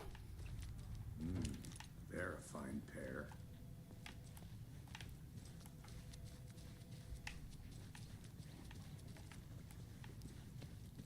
Adam asks, "Have you ever played any Resident Evils?" Yeah, I played a few of them. And his cult are dangerous. I even streamed a few of them. In case things escalate more than they already have. All right. Casey? A smart choice, Anderson. Yeah, Agent Casey here. Yeah. Art of Saw says, "I'm really looking forward to Remedy's remake of Max Payne coming soon. I'll probably play that, actually. Probably be more into it, actually. It'll be pretty cool to see what they do with the cutscenes, because I do know the first Max Payne, the cutscenes are all just like comic book panels." Best lead. I'm gonna take a quick look around. Meet you back at the car. See you in a bit. All right, I'm not really going to take a quick look around. I'm just going to go straight to the car. I don't really... Well, I guess there's some lore. I see, like, one of the cult symbols. I wonder if I can interact with it in any way. Let's see. There's another cult... Well, there's a whole bunch of these cult symbols, actually. Okay, there's one. Symbol is that cult necklace. All right, okay. Can I get in here? No, I need a bolt cutter. Damn it. Oh, well.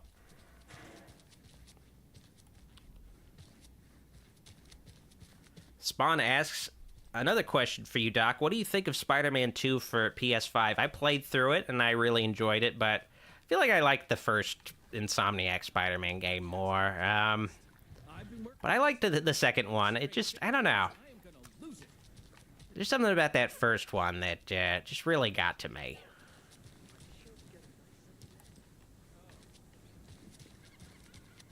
All right, let's get in that car. This really shitty FBI car. Ready to go?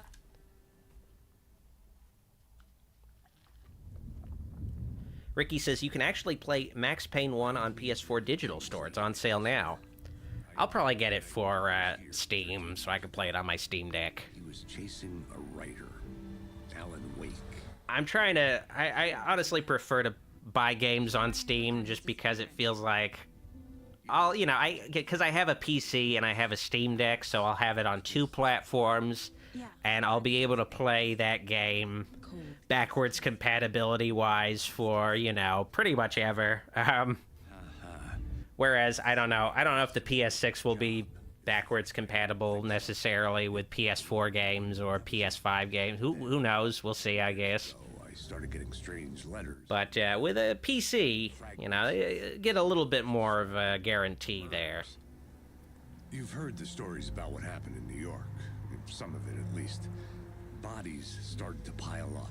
It was... Paul asks, how long is this game? Well, I could tell you this much. I'm not going to beat it tonight.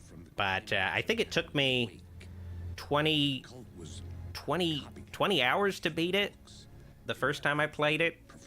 About, between 20 to 25 hours, so it's a pretty long game.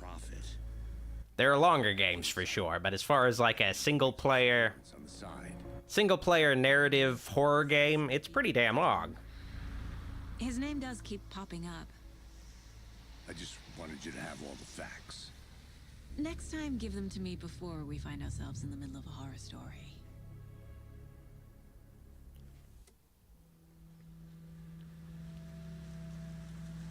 Adam asks, what is your current favorite video game so far?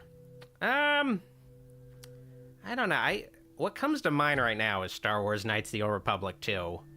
I'm a big Obsidian fan, so I like that. I like Fallout New Vegas. Big fan of games that have rich characters, rich worlds, where you can, talk to them. I like role-playing games, that kind of thing. Let's start looking for Nightingale where he was killed. You can have some connections with the characters in the game and, influence things to a certain degree. Impossible things are happening here. A world operating on different rules.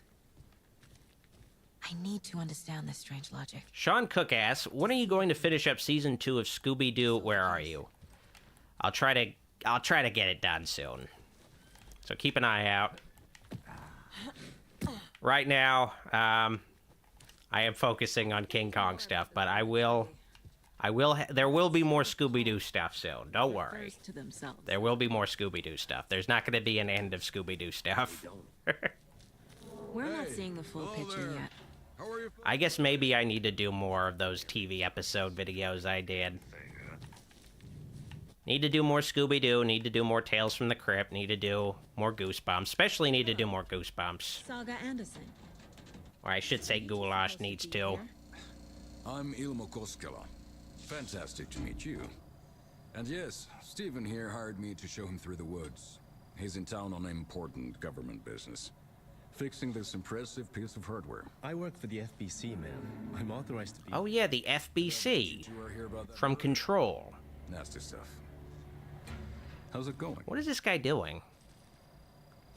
What is this thing? It's just a monitoring station, ma'am. The Federal Bureau of Control checks volcanic activity and... This reminds me of Ghostbusters Frozen Empire, when one of the Ghostbuster technician guys, checks out the containment unit. He, uses this device that looked like a woman's vibrator wand to me. I was like, what is that supposed to do? What is going on? Do you know anything that could help us? People tend to tell me things. The Koskela brothers are kind of a household name around here. Speaking of, If you're looking for some fun stuff... Firewolf says, how about doing the Beetlejuice cartoon? That is planned on the Gulag channel. We need to make more Gulag videos. It's a little tricky to balance all these different kinds of videos. There's lots of videos, lots of different kinds of videos we want to do, but it could just be tricky to, like, just get them all done. It's just, oh man, it does suck. It does suck. Like, I wish I could just put out videos more frequently, just like nonstop, cover all these different things, but it's just tricky to, it's just, like, I don't want to just pump stuff out. I want to take my time with it, make it good.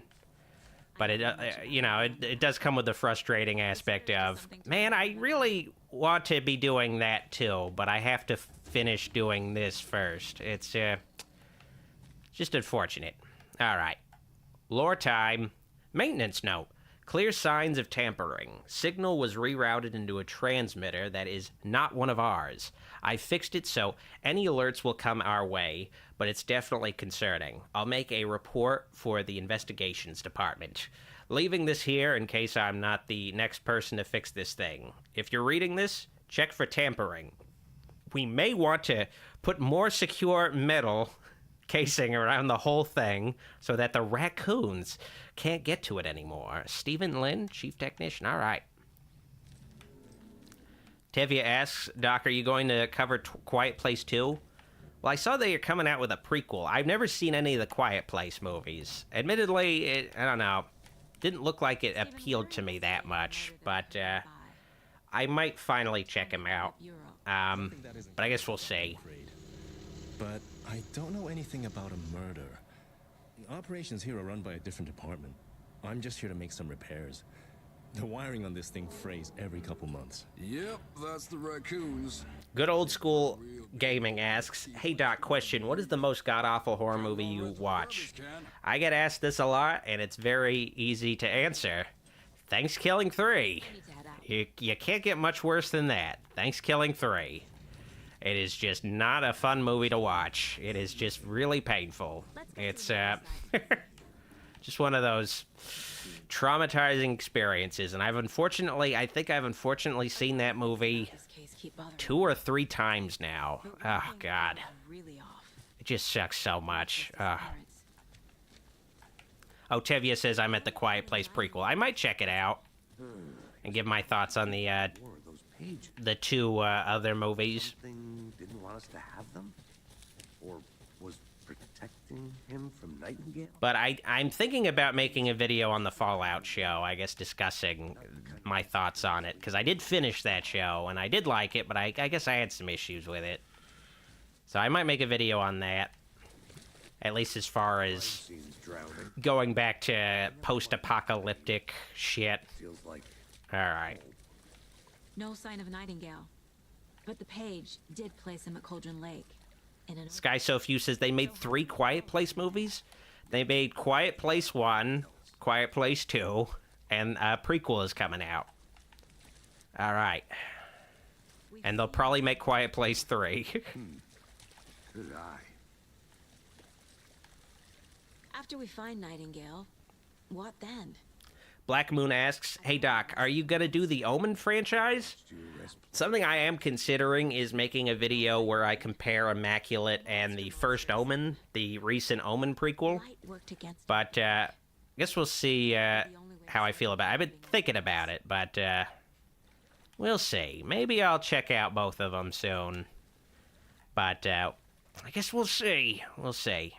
But I am going to be streaming the Omen franchise for my Patreon supporters and channel members at my Die-In Theater. Overlap? So tomorrow night, I'm going to be streaming the first Omen movie. But I will, at some point, hopefully review the movies for YouTube, though. The ones performing the ritual, not the detective. Acting out their sick fantasy. They may be trying to get you involved, forcing you into their twisted world. But with dead men coming alive, the word ritual starts to have more weight behind it. We need to look around. Benny says Fallout show bumped off an NCR like before New Vegas events. I don't think they... it feels like they I don't know, they have this very confusing chart of the NCR timeline on the show where they show 2077 and then they show just an arrow that shows an explosion, but I feel like the explosion could be, they just don't put a date on when the explosion happens. The explosion could have happened after the events of New Vegas. I'm not a big fan of the fact that they just got rid of the NCR. Not a big fan of that. It feels like Bethesda's whole thing is just to not have, like, they don't really understand the Fallout franchise necessarily. Part of it is exploring how people rebuild society after a nuclear apocalypse. They're just a little bit more fixated on a status quo where nothing really changes, like, because I guess war never changes, so, you know. I don't know. If anything comes up, I'll radio you. All right, time to explore these spooky woods. By myself. Oh, no. All right, I'm going somewhere. Let's see. Track Nightingale at Cauldron Lake. Follow Nightingale's trail. Okay. Okay, so, man, he's got some big-ass feet. You know what they say? Big feet. Big boots. All right. Let's explore a little bit. Want to gather up some supplies. Well, okay, I don't think there's any supplies in here. Well, maybe. Nope, just some lore. Alright, well, let's see. Maybe I can get in here now. No, why don't I just break down the door? This place is a mess. Alright. Nothing here. Tevya asks, when did the New California Republic fall? They're very ambiguous about that in the show, but some fans are afraid that they imply that the New California Republic is destroyed before the events of New Vegas, making it so New Vegas can't happen. But it's, I don't know, I feel like it's ambiguous. So I think, you know, New Vegas is still canon. I probably shouldn't be talking too much about the spoilers of a show that just came out, because I was like, you know, yeah, probably shouldn't. All right, okay, I gotta get back on the trail. Okay, I gotta get back on it.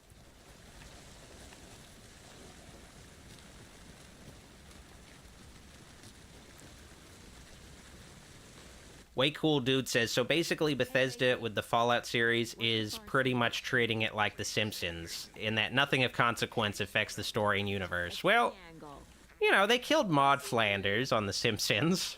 She stayed dead. And Apu had octuplets that we'll never get to see ever again. So, you know, there's that. There were some changes.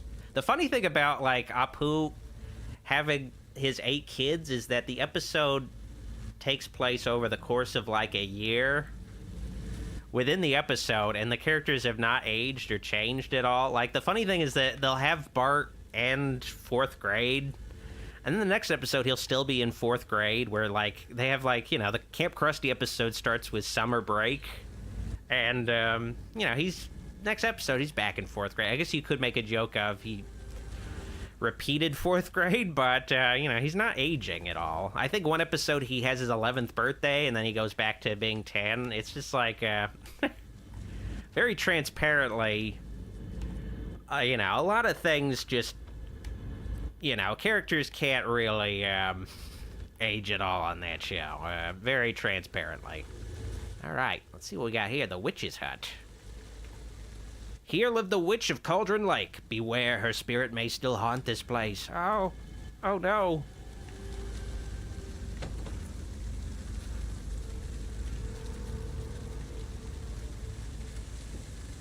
All right, where am I going? Let's see. Oh, wait. Hold down. Okay, I almost forgot. I gotta follow these fucking huge-ass footprints. All right, let's go. Okay. Back to it. The tracks lead into the water. Where'd he go from here? God. A presence. All right, profiling time. Nightingale isn't far. Okay, let's see what we got here. King of the Fat asks, thanks for the super chat. Thoughts on Star Wars Outlaws? I feel like I'll probably get it because it's Star Wars, but I don't know. I'm kind of iffy about how it looks so far, but I guess we'll see how it turns out. I guess it's kind of cool that it takes place on Tatooine between episodes 5 and 6, so you get to see Han Solo and Carbonite. They get to put Harrison Ford in the game without having to pay him. That's pretty cool. Somewhere around Cauldron Lake. The tree was a threshold. This place and the dark place. Firewolf says, if witchcraft was real, I'd totally try it out. I mean, it's technically real. You're not going to be able to, like, fly on a broomstick or anything cool, but, you know, you could do it. You could do the stuff they do. It's not going to be like some fucking Harry Potter shit. It's pretty much the equivalent of astrology. All right. It's about as real as that.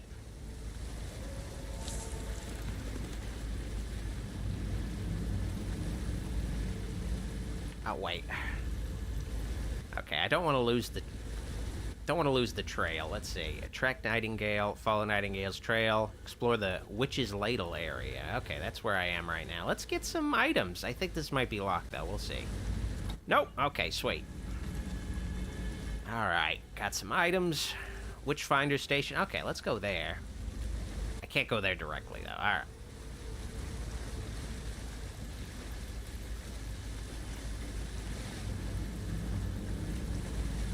Alright, gotta go around the corner.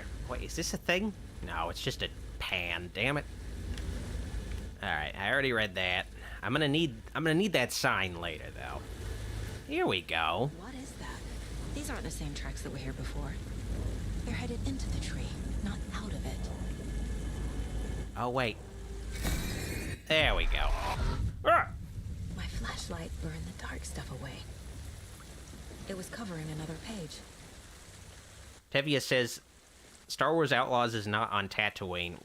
I guess I don't know. I thought it was. That's what I heard, at least. And it's got Jabba the Hutt in it. Guess I've been corrected, but I could have sworn it was Tatooine, but okay. The fuse was in place. Saga stepped into the witch's hut. Inside, a bright light. There were objects that stood out to Saga. As if the Fire asks, do you know any witches? The witch's hut. I know Hermione Granger. I trust the pretty nice lady. I know Witch Hazel from Looney Tunes. She's also nice lady. God. I really would like to get to know the Blair Witch, but she's doesn't like to be seen as much. All right. Okay. Locate the witch's hut. Okay, well, I was there earlier. All right.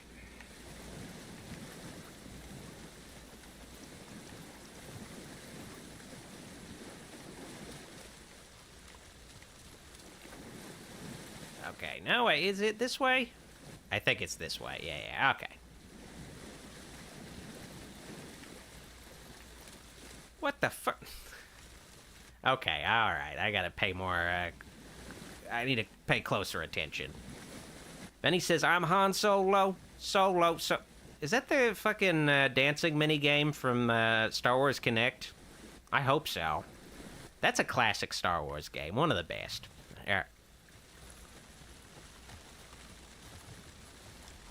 Alrighty. I guess something I do like about this game is that it does give me some Blair Witch vibes. It feels like a much better executed version of that 2019 Blair Witch game. But I'm gonna check it out. Alright. I found another page. I gotta get a fuse. Keep checking in. Roger. The page described the hut being lit and mentioned a fuse. Man, I wish I was lit right now. Okay. Oh, wait, is there a fuse in there? Let's see. Should be around here somewhere. Let's see. Maybe not. Oh, in the immediate area, so maybe not necessarily inside.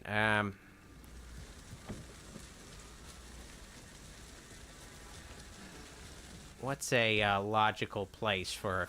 Let's see, what's near me? Maybe at the general store?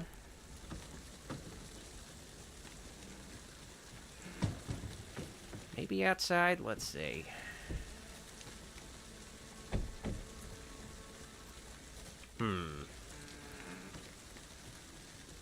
So check out the general store, maybe. Maybe she'll have a hint. This box is missing a fuse. Okay, I was hoping One to turn on the lights. because I was hoping she'd give me a hint. I played through this game. I don't remember. I feel like probably at the general store, but I don't want to walk all that way and fucking make a fool of myself. But I don't know. It's not in here, so I guess I'll check out the fucking... I'll check out the fucking general store. Oh, wait. Okay, I'm already getting lost in this game. Vincent says Doc cuts his hair like the lady in Scream 3. I like how you just call Courtney Cox the lady in Scream 3. God, it's gotta suck for Courtney Cox. She'll forever be remembered as the lady in Scream 3.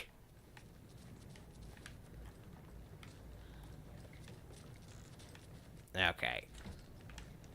Yeah, okay, so I feel like there's gotta be some, like, monsters that pop out here. And they're not popping out yet, so I guess I need to check out the immediate area as far as the hut is concerned. Okay, so let's go back. Mike asks, will you do a review of the Wolfman 2010?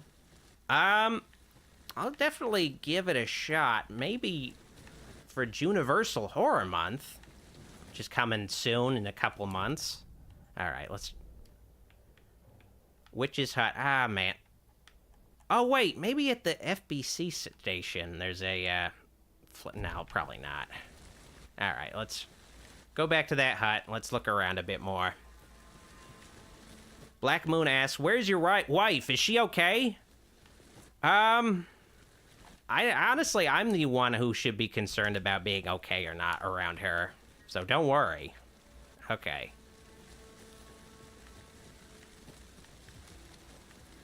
Not gonna lie, I'm kind of afraid of her. There's gotta be something here, like... immediate area, right? Okay, maybe I'm not looking far enough. Let's see. Maybe I gotta look further back here. I don't know if there's anything... Oh, wait, okay, no, wait, there's probably something... Okay, yeah, oh, yeah, here we go. Okay, that one's busted. Fuck, damn it. At least I'm on the right trail. All right, do I want to read this lore? I'll do it. Friday, Midge told me today that her family's moving away. This sucks. I haven't even told her that I like her yet. What's the point anymore? She said her parents want to get better jobs and get her to a better school in a big city. I guess that's fair. Who wants to stay in Bright fucking Falls? Sunday, so I told her. She said thanks. Fucking kill me. Monday, I snuck out last night again, went to the big house by the lake, instead of just watching it from here like I always do, instead of just sitting around like I always do. Screw that. Anyway, something weird is going on down there. I'm going to find out what. Going to go back there tomorrow with better gear. I bet I can find a way inside the building. Take some photos. It's gonna be epic. All right. Epic.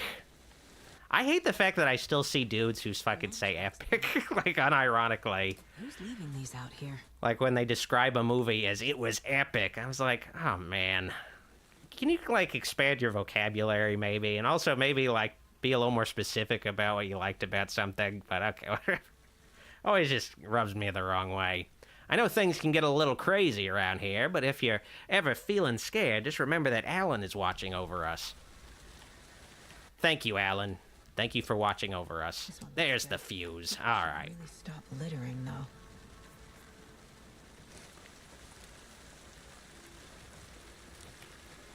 Benny says, I love that Universal segment last year.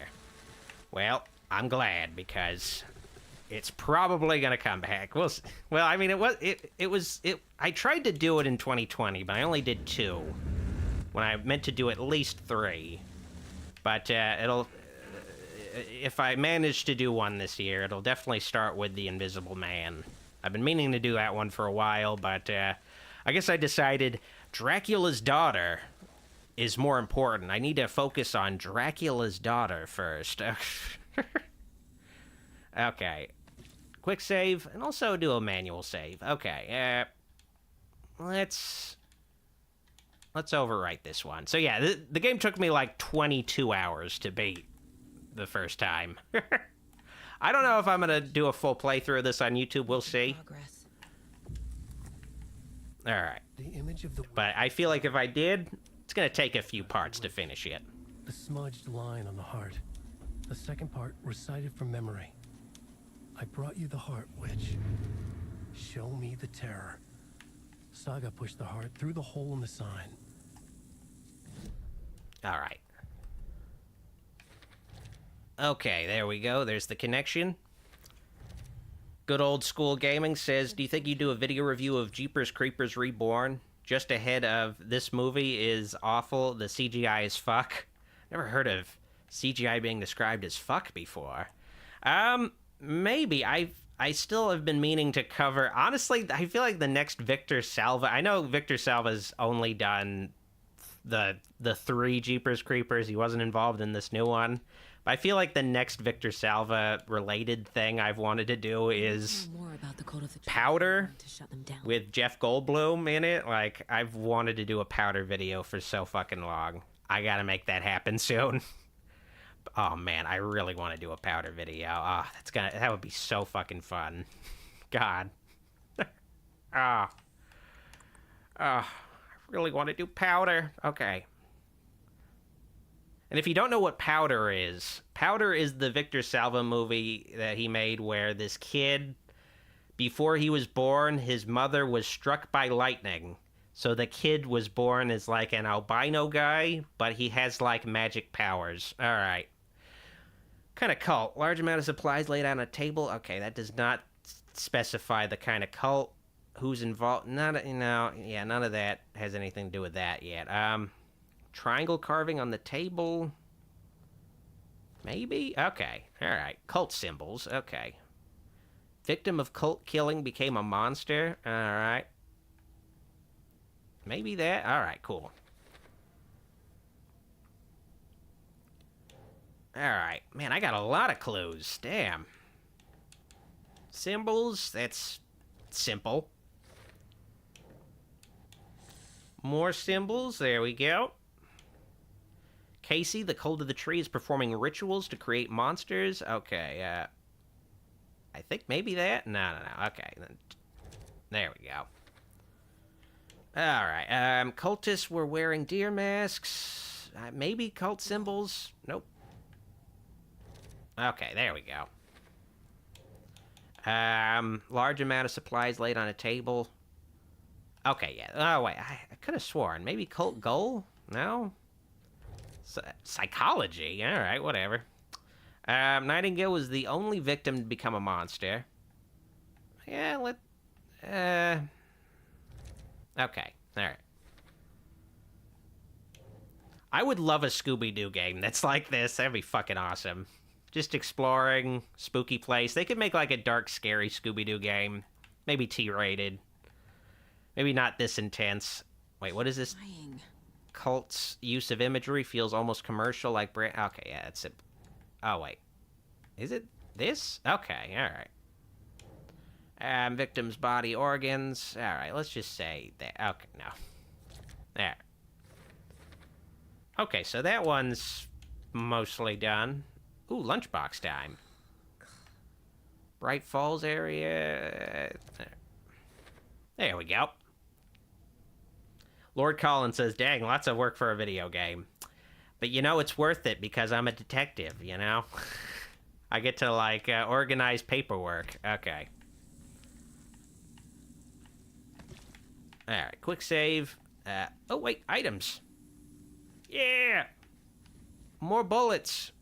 Haven't used any yet, but, Definitely come in handy. Oh, wait, do I also need to... Oh, wait, that's manuscript pages. Optional lore. Am I supposed to do something there? Ah, whatever. Apparently there's like... Interpret the page's meaning. Okay. Now, how do I do that again?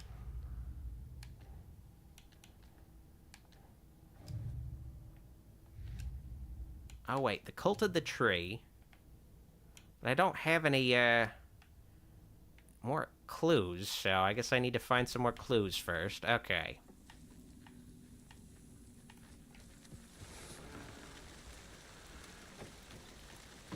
Oh, wait, no, do I gotta go to profiling, maybe? Let's see. No, it can't be profiling. I got the notification that I need to do something, but I don't know what it is. I gotta interpret something. What does that mean? Interpret the page's meaning. Oh, wait, maybe I gotta just read the page, maybe. I don't know. Saga was back at Cauldron Lake. He was there too. Nightingale. Was, but wasn't a Taken, a creature of darkness. He was beyond her... Magteeth Matt asks if I'm gonna cover Son of Frankenstein. Of course I am. With ours. So I guess I can kind of assume... Let me think about it. So, Son of Frankenstein, soaking into everything. Invisible Man, Frankenstein meets the Wolfman, and I think Son of Dracula. Those are the most likely candidates for Universal Horror Month this year. Finding a way in would be difficult. Required precise steps. A ritual. Saga would learn how. Stop the monster before he killed again. Her job. He'd be inside, waiting for her. Is that Norman Bates's study? Okay. I gotta do something in here. What do I need to do, though?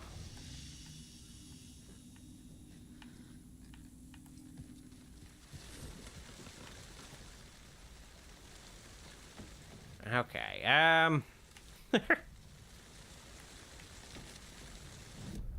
hopefully I didn't fuck up. Let's see. Trying to figure out what it means by interpret the page. I've played this game before. It's so fucked up that I can't remember. I don't have any more evidence, though. It's weird. Oh, wait. No, okay, now I got it. Okay, never mind. All right. A ritual. I fucked up. I definitely fucked up. Okay. Now we can go. Words on the heart, witch's ladle, tower I go. Alright. There we go. To the overlap, I need to find Nightingale's heart. Read the line imprinted on it, plus the line on the page to the witch's ladle. Benny says, did you know the truck driver in the first Texas Chainsaw returned as one of the chili cook-off judges in Texas Chainsaw 2? I didn't realize that. I did know there were some interesting cameos that I never noticed before. I guess something I recently rewatched Poltergeist last week, and I just noticed that LG from Texas Chainsaw Massacre 2 is just a random minor character in Poltergeist. I was like, oh yeah, that's LG. Whoa, it's crazy. To me, that's the best evidence you need to know that Tobe Hooper totally directed Tobe Hooper definitely directed Texas Chainsaw Massacre 2, but all the evidence you need to know that Poltergeist was definitely directed by Tobe Hooper. No way it wasn't. What is it? Okay, okay, I need to find Nightingale's missing heart. All right. Oh, wait, I gotta do profiling now. All right, finally. There we go. I need Nightingale's heart to get to the overlap. Where is it? Magteeth Matt says, what about a Son of Frankenstein review? Yeah, that's what's gonna happen.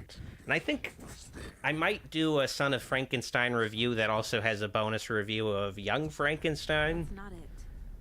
Just because I don't necessarily see myself doing a standalone Young Frankenstein review, but they're basically the same movie, except Young Frankenstein is a funny version of it. Where is it? Be fun to, I guess, compare the two movies. The witch had stolen his heart. Get out of my house.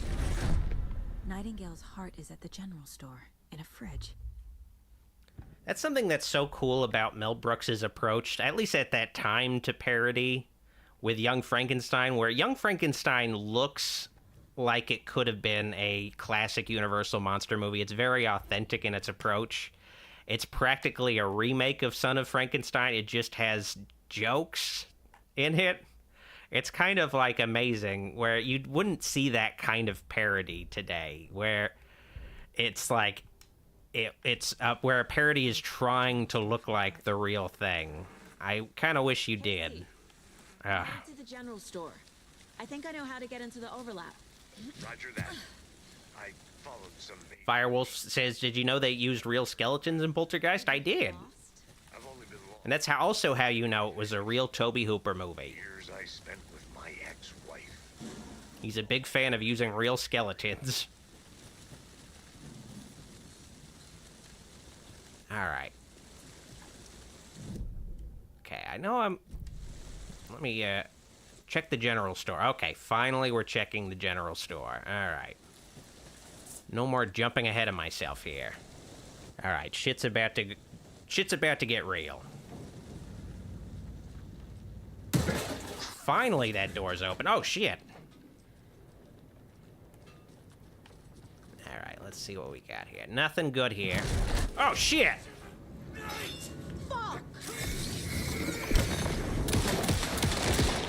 Okay, alright. I gotta get out of this enclosed space.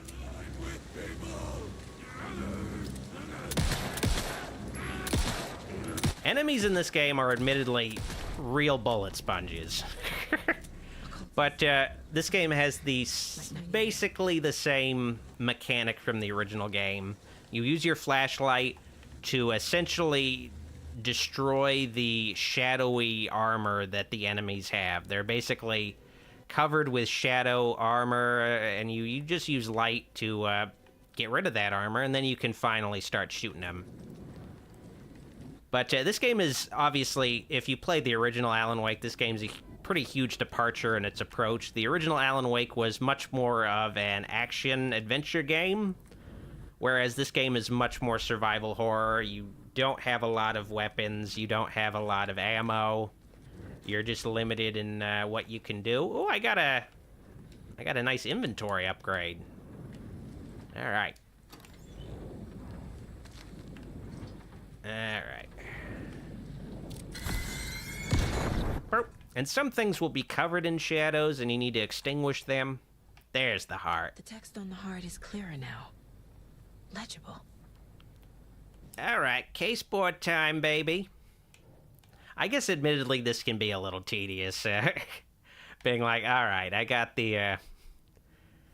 I found something, now I gotta go to this case board and put this on a board. What does it mean?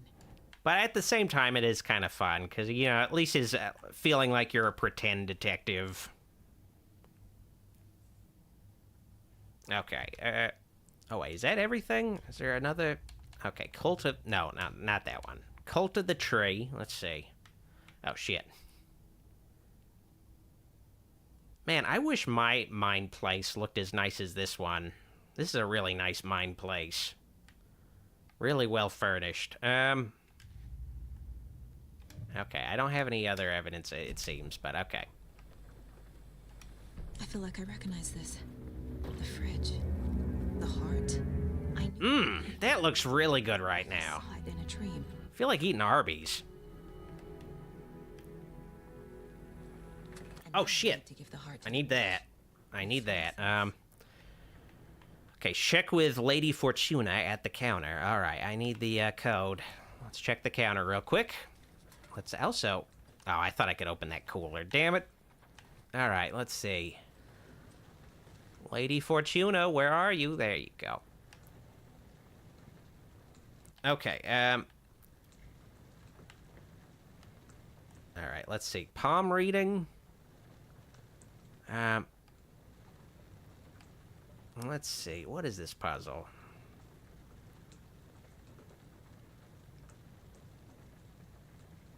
Don't forget update code. So I guess Lady Fortuna. I want to say 0137 is the code. Same time, there's a lotto number. Oh, wait, no. It's like a 3. Okay, so 137 might be it, but at the same time... Alright, I'll try 137. Let's try that.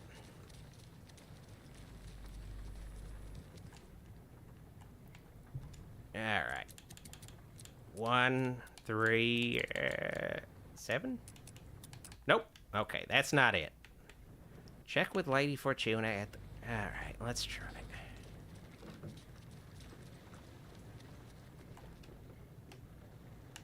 Alright, So, okay, so... 7... I guess... Let me see here. Trying to figure out what this puzzle's supposed to be. There's a puzzle here. Ah, man, I always fucking choke when I do this shit. Oh, wait. Okay, now I get it. All right, so this is... so he did 0, 5... Ah, I just got it. Okay, so 0, 5, 13... He did 17, 23. So, okay, so it's going to be 730. It's going to be 739. All right, okay, I got it now. Okay. Hopefully, at least. I feel like I got it. Probably didn't, though. We'll see. There we go. Oh, fucking sweet. Shotgun time. Rob Jr. says, can't we just smash the glass? I guess so, but then you'd have a big mess. That wouldn't be good. Alright. I don't know. There's always these things in video games where it's like, why can't I just jump over this slight obstacle? Why can't I just do that? And it's just like, no, it's just, you know, you can't jump in this game. Sorry.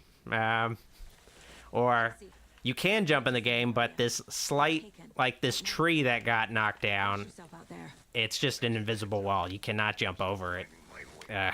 You have the worst sense of direction.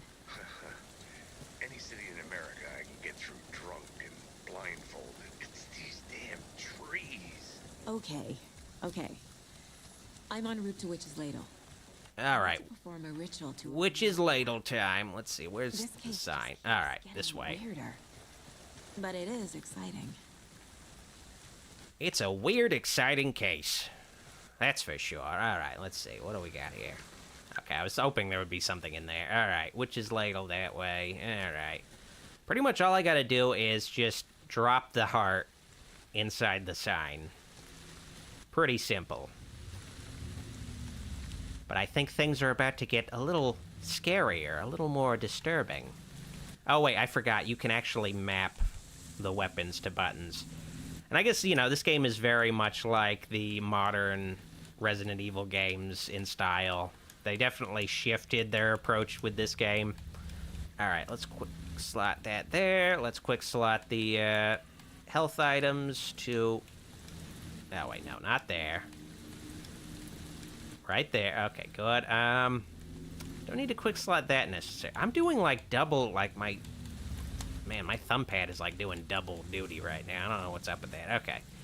Do I need to do... I guess just to be safe, quick slot that there. All right. Should be good.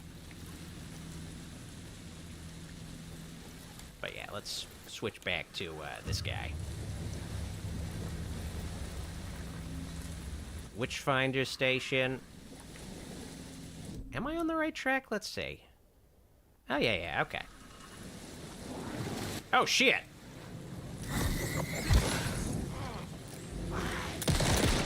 Oh, oh, okay, I got some double damage there. Alright, double damage. If you shoot them, their, like, glowing parts, they'll get a little bit more damaged.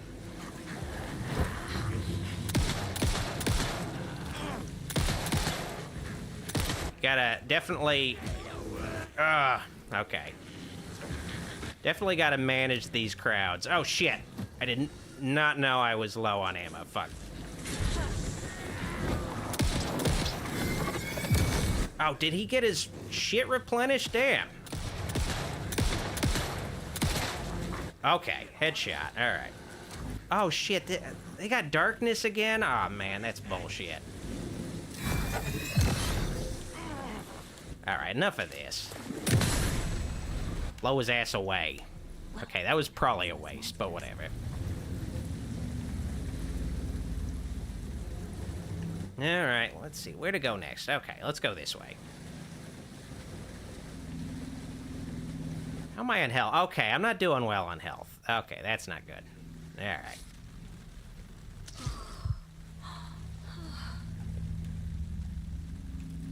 Alright, that should be fine. Okay, now let's do it.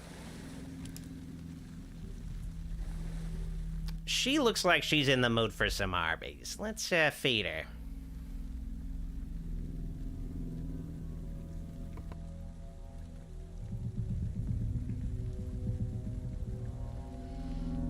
The wave crashed. Man, that is so tasty looking. Damn. I brought you the Heart Witch. Show me the terror.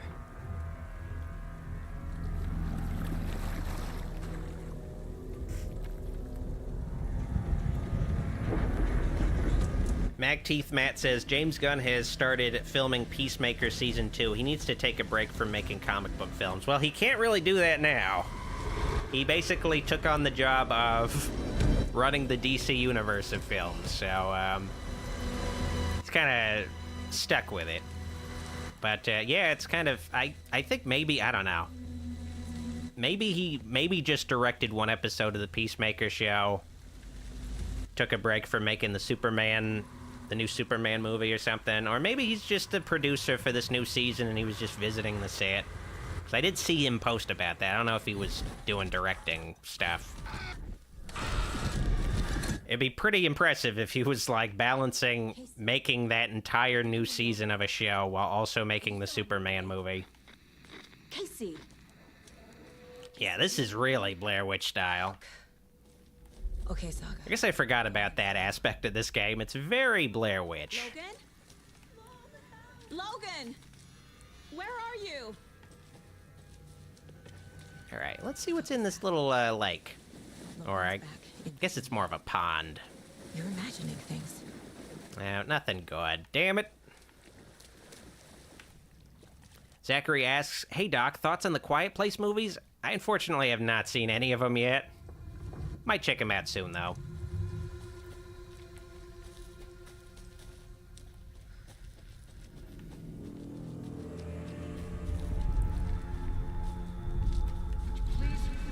Oh, shit.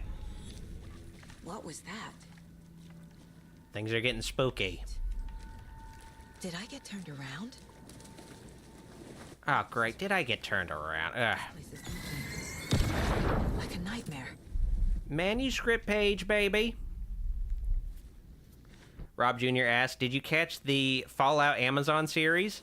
Yeah, I watched the whole show. Watched the whole season. I liked it. But I've discussed it earlier, and I just didn't really like how it affects the, you know, original storyline of Fallouts 1 and 2 in New Vegas, but it's whatever. It's whatever at this point. I posted on, and I probably shouldn't be using X, formerly Twitter, but I posted on X that I really liked the show, but I was just disappointed with how it handled, I suppose, the timeline of the games and how it, like, affects the story. And I had, like, some guys who were fucking mad at me anyway. I was like, I like the show. I just didn't like some of this stuff in the show. You know, why do you have to fucking take me to school over just, like, an opinion? Like, ugh. I always forget that that's the app people go to when they're really fucking mad. They need to blow off some steam. It's crazy. All right. Okay, things aren't looking good for me right now. Oh, fuck. Nightingale. All right, Nightingale is on the loose. That's not good. Who is that? It's like they're coming in over a bad signal.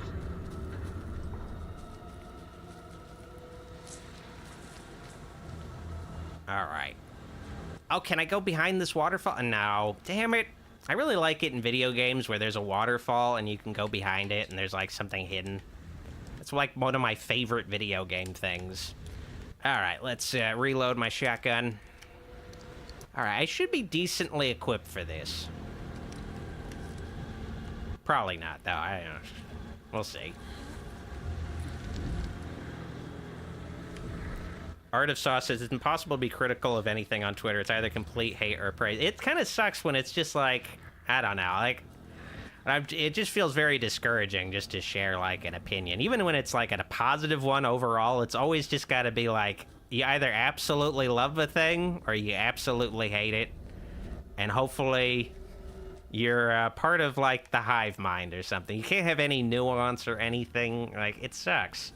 And you know, I guess it's, you know, I just make sure to like just be as honest as possible in my videos, because I'm definitely not reading my comments. I'm reading my chat in my streams, but I'm not necessarily reading the I already getting my ass kicked now. Gotta get back on the ball. Alright, I gotta fucking just unload every bullet I have on this guy. I gotta shoot like his weak point. Oh, shit. Alright, this is gonna be... Alright, that should be good. I need to get that ammo if I can. Grab it! Grab it, motherfucker! Grab it! Alright. Oh, shit. Okay, that's spooky. Oh, shit. Okay, he's got his darkness again. Oh, shit. Am I supposed to run from there? Okay, I gotta get out of here.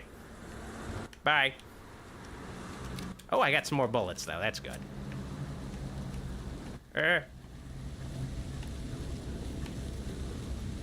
Nicole says all social media is like that, Doc. Yeah, you know, it is. Oh, shit. It is. I'm trying to, you know, be a little less active on social media in general, which I have in general, I suppose. But, you know, sometimes I forget that it can be a kind of dour place. People can be a little touchy. Oh, fuck. Come on, guy.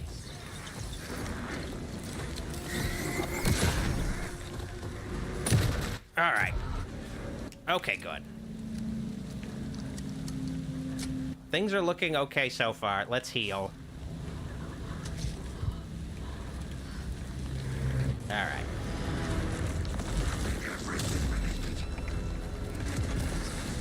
There you go. There you are, pal. Oh, shit. Ah, fuck.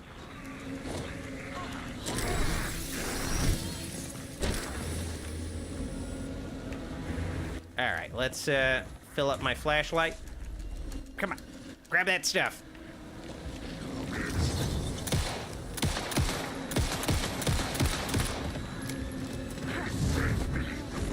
Oh shit. Okay. All right, we're doing fine. We're doing okay.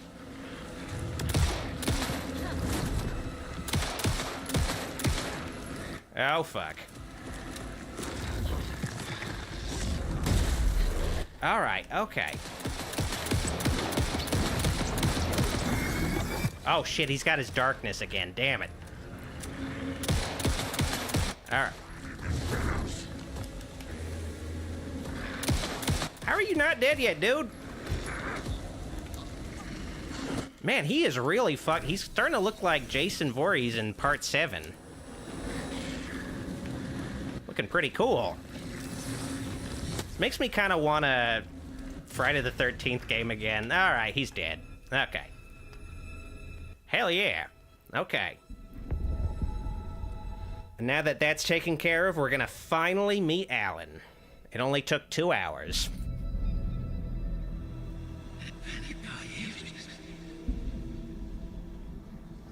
Who are you? What is this? Who are you? Hear me. I'm Saga Anderson, FBI. I really feel like they made Alan Wake look a lot more like Keanu Reeves in this game. I'm at Cauldron Lake. It's kind of cool. I do feel like he looks better in this game compared to the first one. But very John Wick looking. The dark presence. Danger. Thanks. Got it. Art of Saw says, did you see that the Friday the 13th game mod got DMCA'd? I didn't hear about that, but I did see that mod get announced on April Fool's Day, and I knew it was a real mod, but I could already call it that it was just not going to get very far. Are you okay? Because they announced that it was going to be able to be played for free without the base game, too. You can't do that. Like, you can't just... It's basically just like a pirated version of the original game at that point. You gotta make it the thing where you have to buy the game, and then you mod it. If you don't do it like that, then it's just... Of course you're gonna get a DMCA. At the same time, I feel like maybe it was... I don't know. I haven't looked into the full story since the announcement, but I feel like maybe it was a situation where they were like, all right, For 13 years. I'm gonna just bring attention to my ability to make character models, and maybe this will segue into something else. I'll just use this publicity, essentially, to launch another project.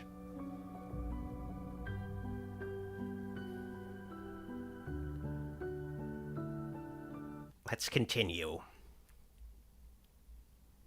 Yeah, every time you finish a chapter, there'll be this, like, little musical interlude, but I don't feel like sitting through it. Disappeared. You can listen to the music later. Is this who I think it is? Casey, say hello to Alan Wake. Yeah, that's definitely Keanu Reeves. Agent Alex Casey. He'll escort you to our car. Casey, I'll meet you there, right after I take a look around. If the flooding's receded, there might be evidence we missed earlier. Okay. See you there. Alrighty. We saved Alan Wake, yeah! How? Now let's get the fuck out of here. Is this the dark place? Should look around. With the flooding gone, could be further clues out there. Oh, I gotta find more clues. Damn it. I wonder if there's any connection to the overlap. Magteeth Matt says, have you seen Blade Runner Black Lotus? It's pretty obscure, but I liked it. I feel like I heard about it, but admittedly, the only Blade Runner things I've checked out are 2049 and the original movie. And I guess the Philip K. Dick novella, I suppose, I also checked out back in the day. Do androids dream of electric sheep? I don't know why they didn't go with that title. Such a fucking great title. The funny thing about the title Blade Runner that I looked up is Blade Runner was like the title of an unrelated book that was not really sci-fi or anything, but Ridley Scott just saw the title of that book and was like, all right, that's a cool title. We'll just buy the rights to that title to use in our unrelated adaptation of a Philip K. Dick book with just a horrible fucking title. Do Andrews Dream of Electric Sheep is a thought-provoking, fun title, but yeah, there was gonna be no way they were gonna call a movie version of it that at all. Alright. Actually, now I'm thinking about it, do androids dream of electric sheep? Man, that's fucking crazy to think about. Are they programmed to? I guess maybe if they're programmed to.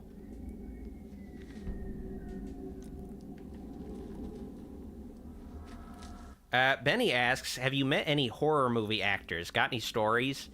Oh yeah, well, I did meet, kind of meet Matthew Lillard at a horror convention once. He was really nice guy.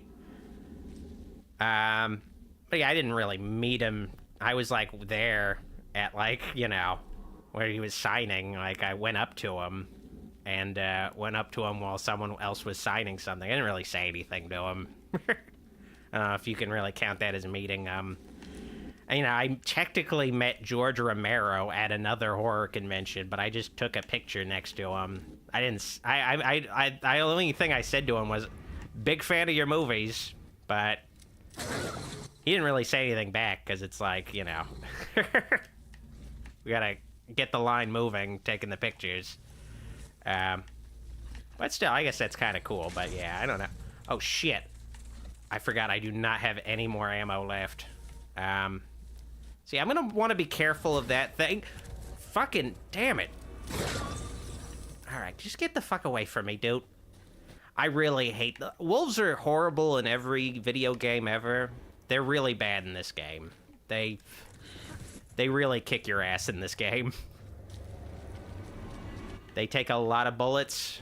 And they're very fast. Which is, I suppose, typical, but still. Alright, let's save. Zachary says, Doc, thoughts on Lionsgate making a Blair Witch remake with Blumhouse? I don't think they're going to make a remake. Because part of the... I mean, it would be very, very foolish if they remade it, because part of the appeal of Blair Witch is, you know, the believability of it, and, you know, the idea that, oh, this is, like, a real thing that happened to people. So if you're like, okay, we remade it, that sort of falls apart. If it's like, you know, if you do a movie that's the same thing, but with, like, actors, like, just new actors, like, I don't know.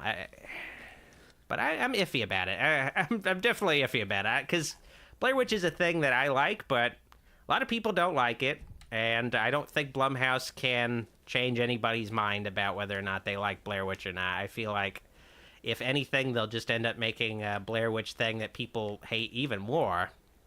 But I guess we'll see. It's one of those things where I really like talking about Blair Witch, covering Blair Witch stuff, but people really do not like it. And get angry at you, too. That's the unfortunate thing, where it's just like, you know, I'm not really into this. Or if it was just like that, it's like, okay, that's fine. But they get mad at you. It sucks. All right. Be like, oh man, it'd be like if if I made the King Kong 1933 review, people got pissed off at me. That would suck too. Sucks like just being like really enthusiastic about something and people get mad.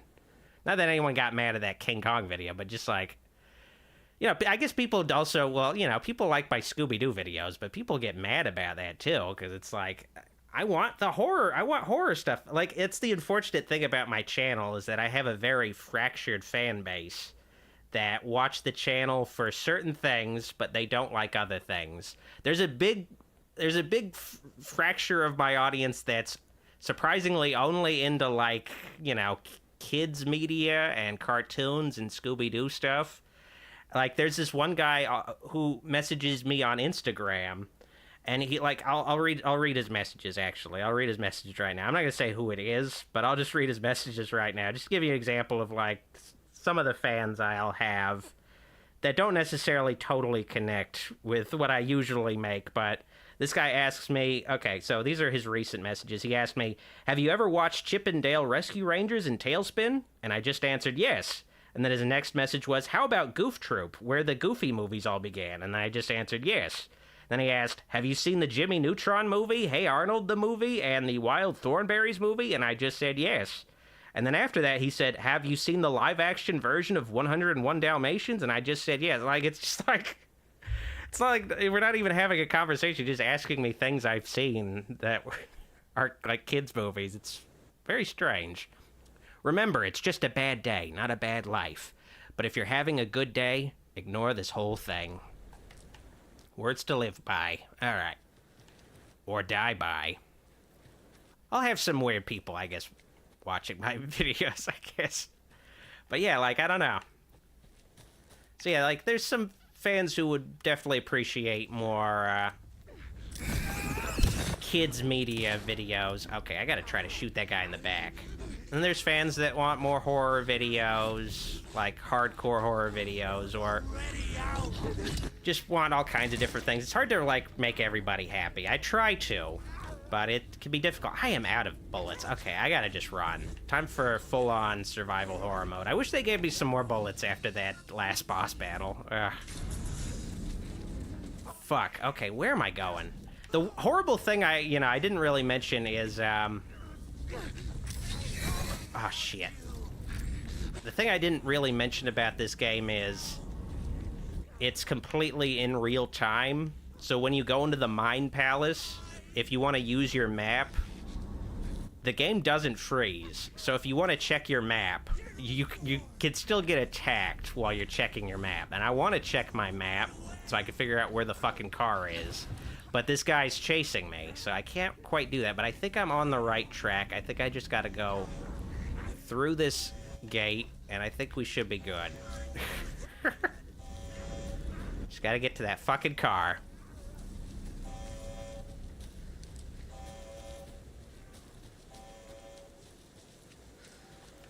Art of Saw says, I met Michael Berryman at a horror con, and he was really cool to talk to. Super nice and personal. Yeah, he seems like he'd be a cool guy.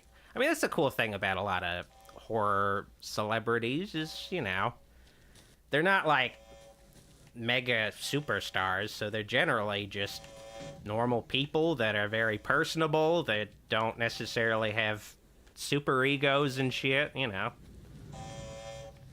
A lot more accessible, too. That's pretty nice.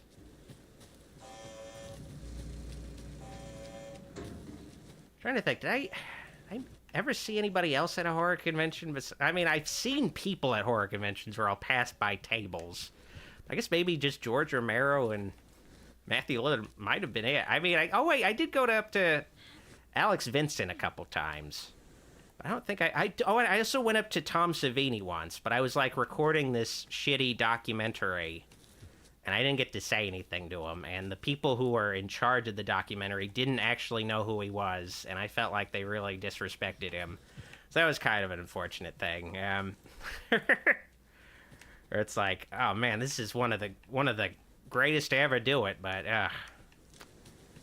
just couldn't really didn't really approach him with a lot of respect, you know, treat him like a piece of meat as far as getting some kind of interview or soundbite.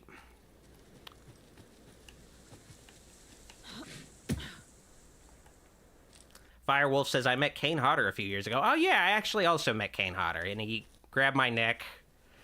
The guy I was with mentioned I made videos of some movies he was in, and Kane Hodder asked if I was positive in the videos. I was like, you know. It's like, don't mention that. Like, oh man, I was like really not so in. Like, I'd rather, you know, not being put on the spot by that guy, but oh well. Got to meet Kane Hodder though. That's cool, at least. It's like, you know, it's hard to be positive about Jason Goes to Hell. I mean, come on.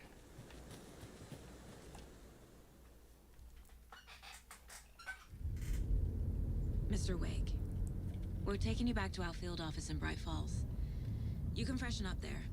And then... Dad in Video Game says, I've never felt so seen as the first minutes of this game with Nightingale naked. Yeah, you know, it's a very positive, a body positive scene, you know. No one's like, you know, actually it's, you know, an interesting thing about it. Like, no one's like, you know, mentioning anything about his body or anything. He's just like this naked man of a certain age. Just, no one even mentions he's naked too. Like, it's very natural. You know, I feel like we're making some progress. Dad, it's Mom. Don't worry, hun. Logan slipped in the shower and... Nicolo says, I wonder how Corey Cunningham fared at the 45th Halloween convention. Yeah, I heard her fall. She... Well, I don't know. It would really, you know, it sucks if, like, it sucks when, like, that's something I hate about, a lot of online fans or fans in general. They'll blame, like, the actors for things they don't like about a movie, and it's like, it's not the actor's fault if you didn't like it. Like, they were just cast. They were hired to do a job. Like, but they'll, like... take out their frustrations on this, just this person who is just doing their job. Like, it sucks. I'll keep an eye out for him. Love you, Dave. Also, I just feel like, I don't know, in general, people are a little too obsessive with their hatred of movies they don't like, where it's like, it becomes part of, like, their identity or something. Like, it's just,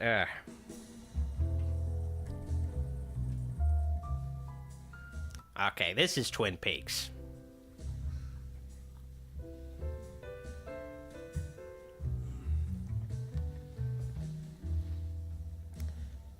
JB says, 130,000 subscribers. Congrats, sir, but you deserve more. Well, thank you.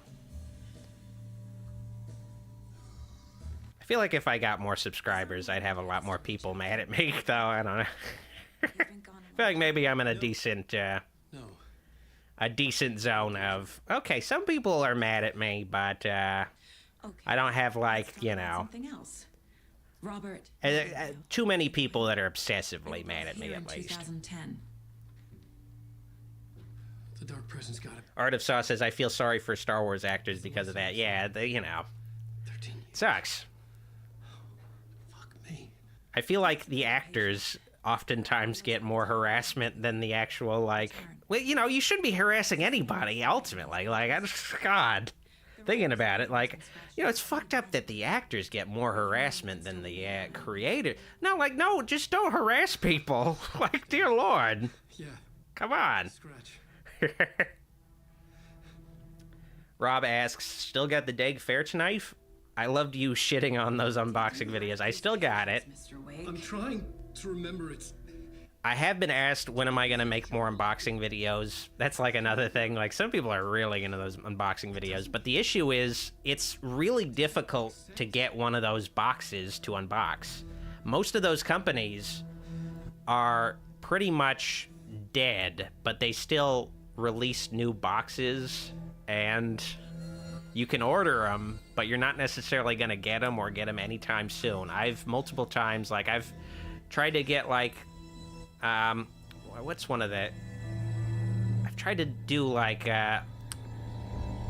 what's the... I don't know, like, I've tried to do one of those big loot box companies, and they just took, like, a year before I got one of my boxes that I ordered. Like, it's just not something you can really do anymore.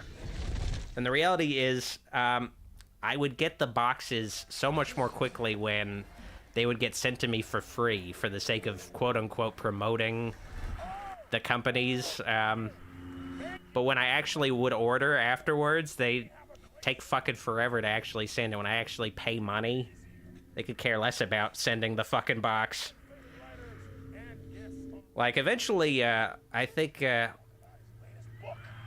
what is it? Like, Loot Box? What was that one? Bambox Horror. Eventually, they...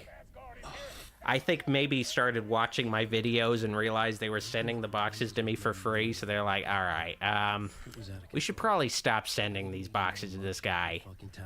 So I ordered one of them. I paid money for one of them afterwards, but that took fucking months before it finally got to me. So it's just like, I don't want to deal with that, because it's like spending a premium for bullshit that takes fucking forever to get to you. It's just, it's not good. It's not good.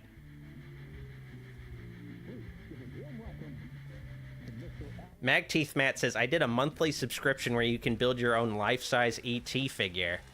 Okay, I'd be interested in that. The things you could do to that thing. Oh, boy. Alright, now we're in full-on live-action mode. I wish Alan was just a video game character in this scene. It's like Who Framed Roger Rabbit. Tell me, does it ever get old? So does what get old? Publishing a new book. Are you okay there, my friend? You look like you've been cooped up in the writer's room for a few too many years. This is exactly how I feel. You know, man, this is one awkward interview. To get my hands on the sequel to Departure. You left us on quite the cliffhanger. We've all been dying to know what "it's not a lake, it's an ocean" really means. You and me both. Well, our wait is over. Your new book, Initiation, hits the shelves tomorrow. Oh man, I gotta read that one. That's exactly what every reader will be asking. This book is mind-bending. The Proboscis Archive asks, who's your favorite Trek villain? Gotta go with Farquaad. A horror story, a postmodern detective story. I feel like there was a decline when they really started leaning heavily on the fairy godmother and Prince Charming. Like, gotta come up with something new. You got me. Good prank, very funny. But yeah, sad to say, I've not written this. I'd remember if I'd written a book, right? Or maybe it was written by your evil double.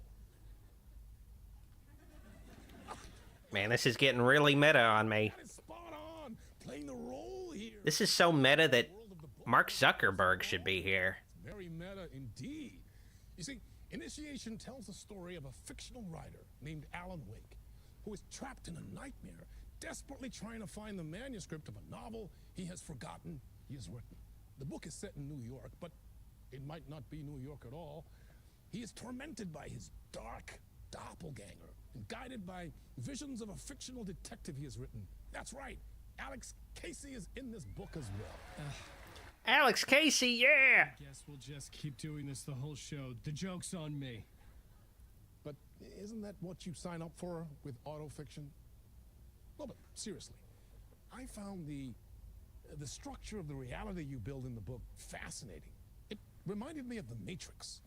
I mean, the writer is physically in his writer's room. We watching Matrix and he projects Resurrections right now? this dark dream of New York through the story he is writing. Like astral projection. Did I get that right? Yeah, that's exactly right. Go on. I should be taking notes here. This is great stuff. Alan, why didn't you bring your typewriter? Other Alan Wake in that room writing this as we speak? Are we all in your story, Alan?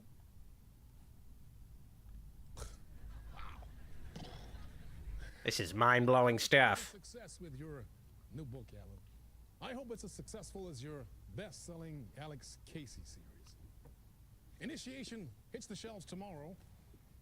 After this, I'm sure we'll all be eagerly awaiting the culmination of this hero's journey trilogy of yours. A book called Return, perhaps.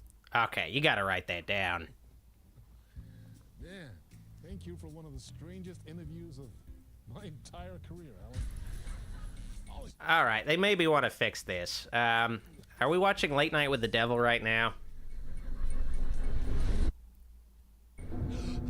There we go. Video game mode again. All right. I really think the live action scenes are cool, but I'm losing it. Something's not right here. I needed to get home. Gotta get back to the video game stuff eventually. All right, so essentially, in the span of time between the first Alan Wake game and this game, Alan Wake has been trapped in his own fictional universe of the book he has been writing, and he's trying to get out of it. He's trying to write his way out of his own creation, and it's not easy. It's not easy at all. Okay, alright, I don't think there's anything cool or collectible back here, but worth a shot anyway. What the hell was that interview? Something funny about the original Alan Wake is there was like these collectible coffee thermoses you could just find scattered throughout the world. They didn't do anything, they were just this extra collectible you could find. There was like 100 of them. It's one of those things where very early achievement games where it's like, okay, we need to have like this extra collectible just for the sake of getting an achievement. Okay, In Between with Mr. Door. That's a good title for a talk show. All right. Hey! I think I've been locked in. All right, I don't know the code yet. Let's check it out. Now I have to find the code myself. Great. I was a mess. I'd never heard of this talk show or Mr. Door before. Whoa, there's Sam Lake. Was I losing my mind? All right. They got the old gods of Asgard up here. They got Sam Lake. They got, yeah, that is just Sam Lake. They got, Alan Wake himself, too. He's smiling. He's having a good time. All right. My interpretations of many worlds. Part of Alan Wake's backstory is before he became a author of detective fiction, he started out writing for a TV series that essentially, it was called Night Springs, and it was essentially basically the Twilight Zone, but like a weirder version of the Twilight Zone. I think we'll get to some of that stuff a little later during this section. All right. Okay. Other room. Old Gods of Asgard. Old Gods of Asgard. That name sounded familiar. Let's see. What's back here? Okay, 665. Neighbor of the beast. Oh, I get it. All right. All right, let's get in there. 665. Simple enough. All right.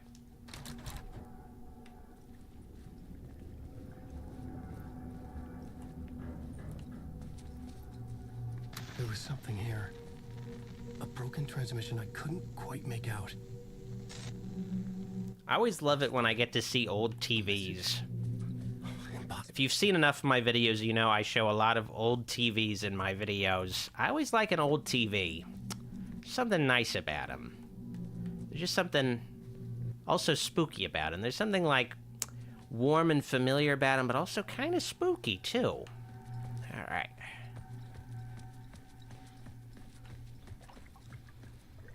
Limu Lime Lemon. Ah, so fresh. Actually, something I should mention is the original Alan Wake was filled with product placements. I think part of it was just to essentially take care of part of the cost of development of the game. So there was like real advertisements for just real products throughout the game. Like the batteries Alan Wake would use were like actual Energizer batteries. It's kind of out of place.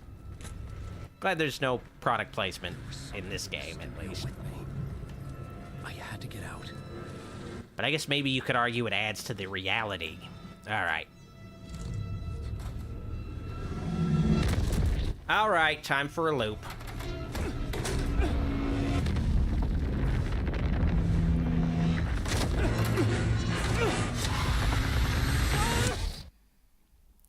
Man, this makes me really want an Evil Dead game. A good one, I should say.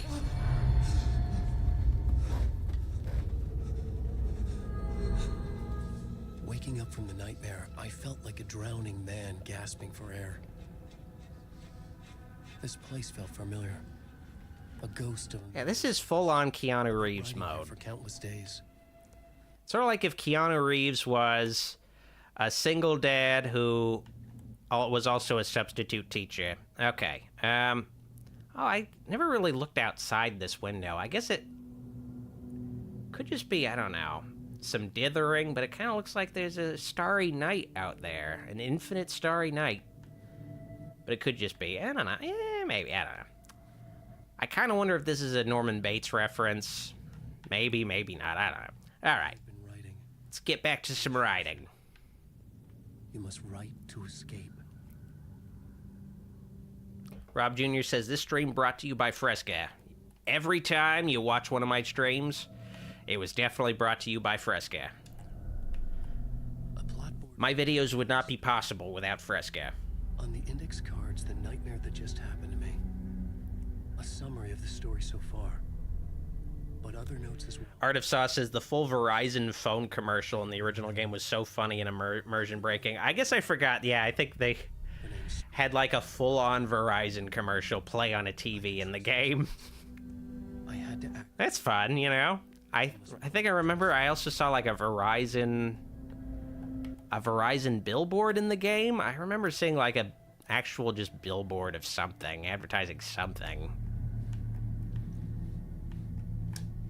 You know, video games are expensive, I suppose.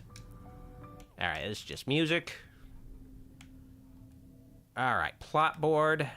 Let's see.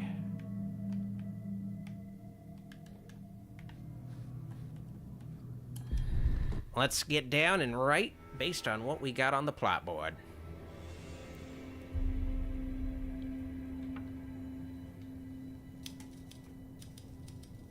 I didn't remember much, but I knew my thoughts and ideas could manifest as reality in this dark place. Oh man, I'm tripping out. To project myself out of this room, like a deep sea diver to go deeper and explore the depths. Oh man, I'm starting to get dizzy. Slow down. This room was my boat. Writing was my lifeline. I would start again at the talk show.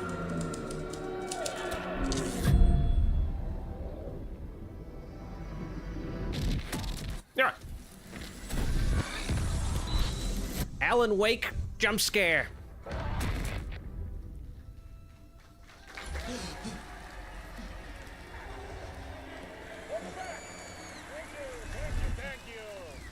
Okay, so essentially, he just rewrote this scene, so I guess it plays out a different way. That becomes a game mechanic in this, game. That becomes a mechanic in this game. You can rewrite sequences and scenes in your own mind place, and they'll be slightly different, and they'll help you progress through the story. Not quite there yet, though. Actually, no, okay. I don't think I have to watch that whole scene again, though. Oh, wait, maybe I do. Yeah. More Mr. Door. Welcome back to the show. So, Alan, as the creator of the character, how do you feel about this? Sorry, what? I know it can be an awkward question with the man sitting right next to you, but I mean, how do you feel about him in the role of Casey? Does he look the part to you? Max Payne. He looks exactly like I always imagined Casey to be. It's uncanny. Thank you. That means so much to me. I'm a huge fan of your books. So, Yeah, sure you are, Sam. Alan, because on more than one occasion, you voiced your reservations about the adaptations. Oh, man, in the reflection. I feel like in the reflection of Mr. Door's glasses, you can maybe see, like, a green screen or something. I feel protective about my stories, and these adaptations... I don't know. I guess I just wish I could have been more involved in making them. Well, in that case, you won't have seen this either. We have a clip from the new film, Murder Case Casey. All right, here we go. I'm gonna say something first, Sam. Nah, just roll it. Oh, man, it better be that scene from Mac and Me where the kid in the wheelchair falls off the cliff. An old scar that refused. Come on, play that scene. Ah, fuck. It needed the sun, but there was only the night. I was tired. Insomnia covered me like a plastic film. I was watching the world through a rain-slick window, my own reflection haunting the view. I was trying to... I guess this is maybe also a commentary from the creator of Max Payne on him not being involved in the Mark Wahlberg Max Payne movie at all.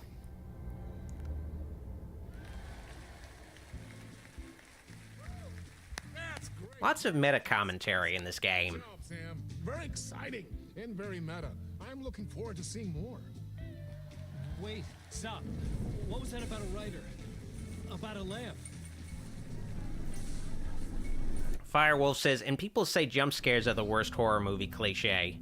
Well, in this game, it's definitely a stylistic thing, and it's used very well when you're in a tense sequence when something's already chasing you. To have, like, you'll see, like, the face of the monster chasing you pop up on the screen. It definitely really adds to the tension and the scariness.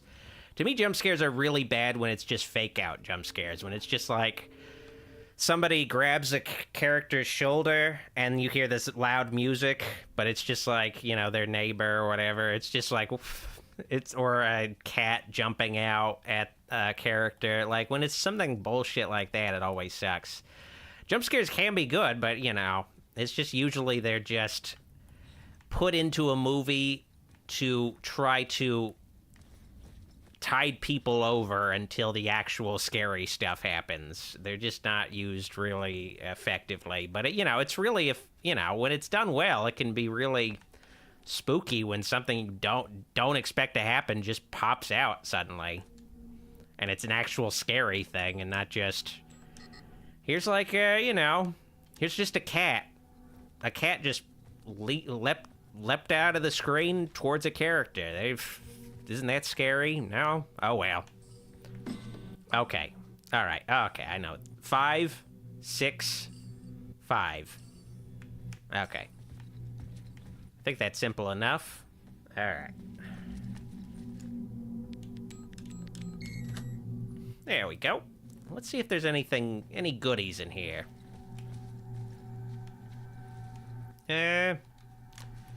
Nothing I have not already seen. All right, let's go.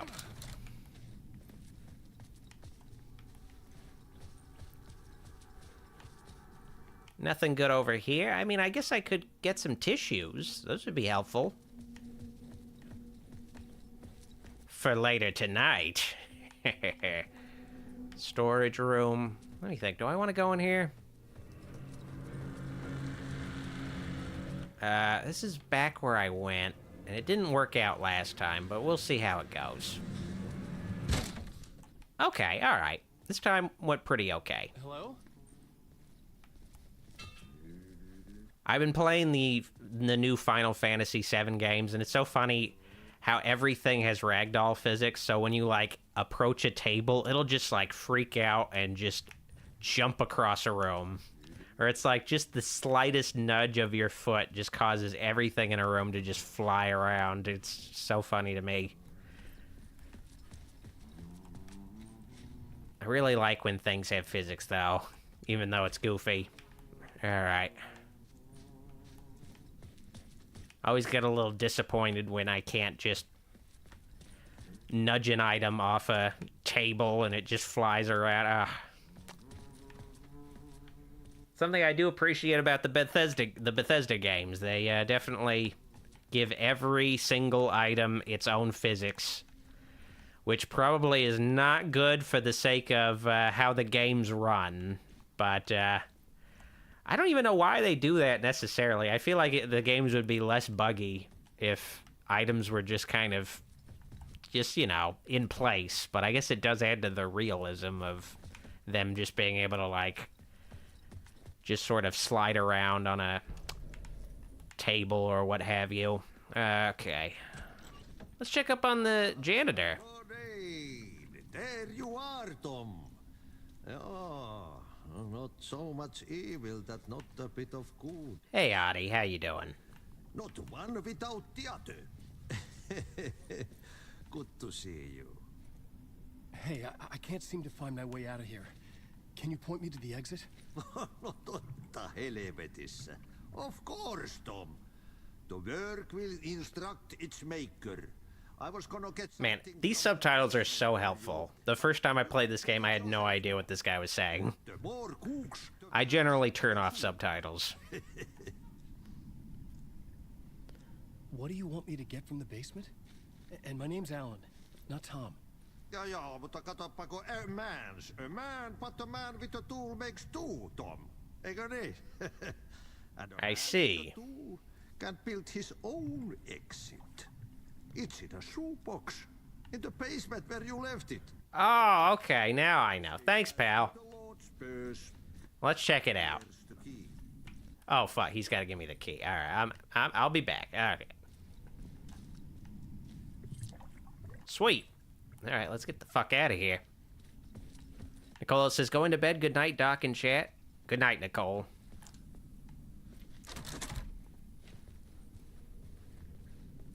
All right, let's see. Oh, yeah, I still don't have a flashlight. All right, well, let's see. Where can I go from here? Basement, yep. Hell yeah.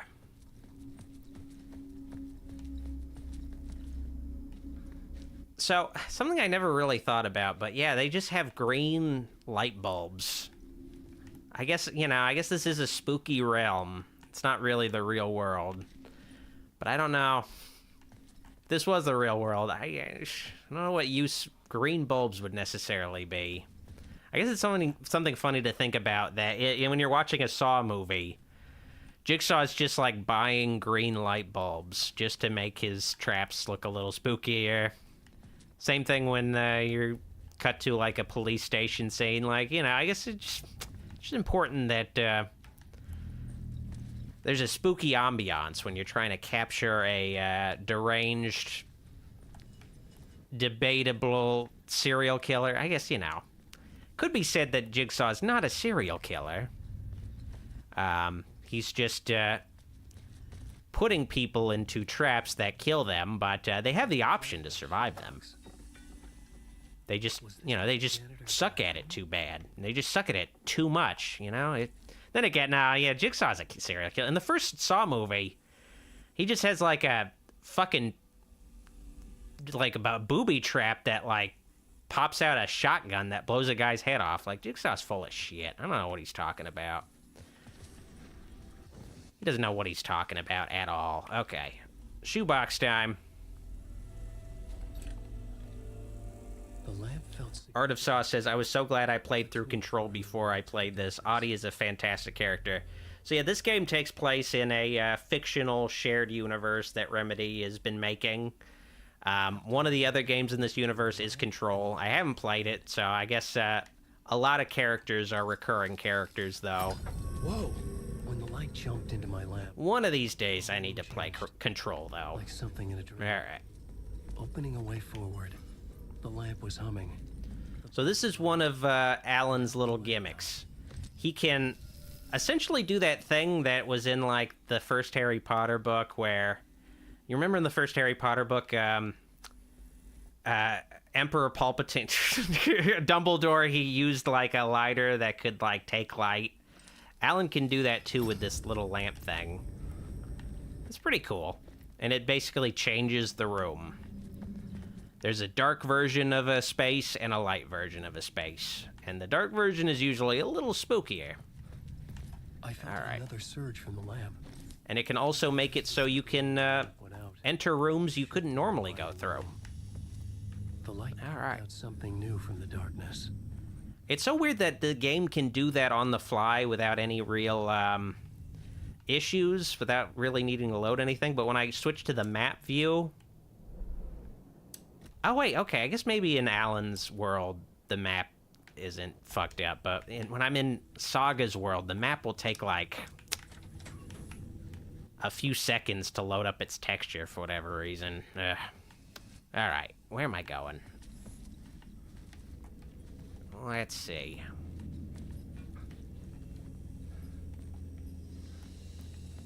Am I supposed to go this way? Okay, there's gotta be, like, a helpful item here.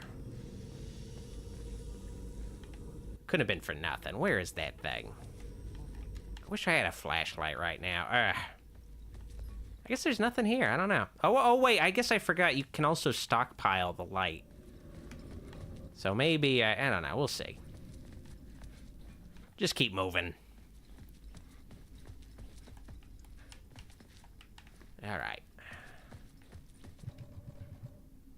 Use light to find a way out. All right. Hopefully there's something up here I can use. We'll see. We will see. Oh, there's Audie again. I feel like maybe, we've exhausted our options here. I think maybe I gotta go back. There's just something I probably missed.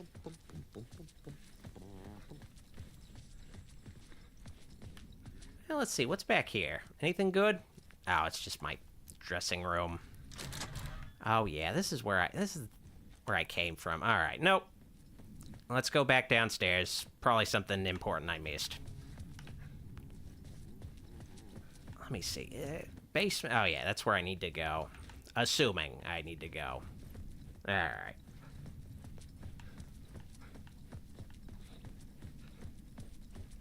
Let's see. Okay, downstairs again. So yeah, this... Oh, wait, no, I remember. Ah, it's been a while since I played this game. Once I'm behind the obstacle, then I can make the light return. And now okay. Totally forgot that aspect of the... for whatever reason, in that one iteration of the room, I thought, okay, there's like an important item I need. I totally fucking forgot that key aspect of the game's mechanics. You know, it's been... like 5 months since I beat this game. Basement the janitor mentioned. All right. I forgot some shit.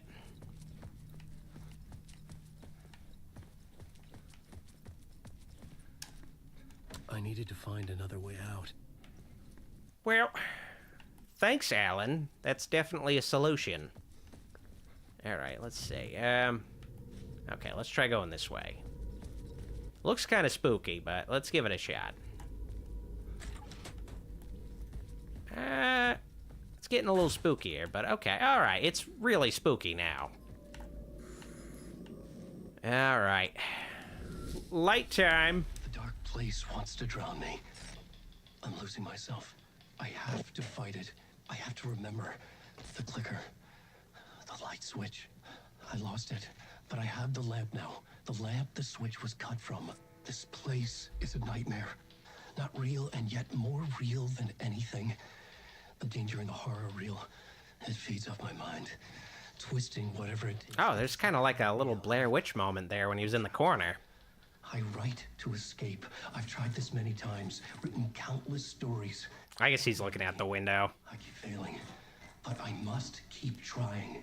I use the story. What if that was like the twist of Blair Witch Project's ending when Michael is in the corner? There's actually just a little tiny window he's looking out. He's like checking out the view. I guess it's in the basement, so maybe that doesn't make sense, but maybe there's like something down there he's looking at. It's not an ocean. And a lake. That's not a lake. End of part. I'll give you an end of my part right now. Alright. Oh, wait, no. I still need that light. Alright.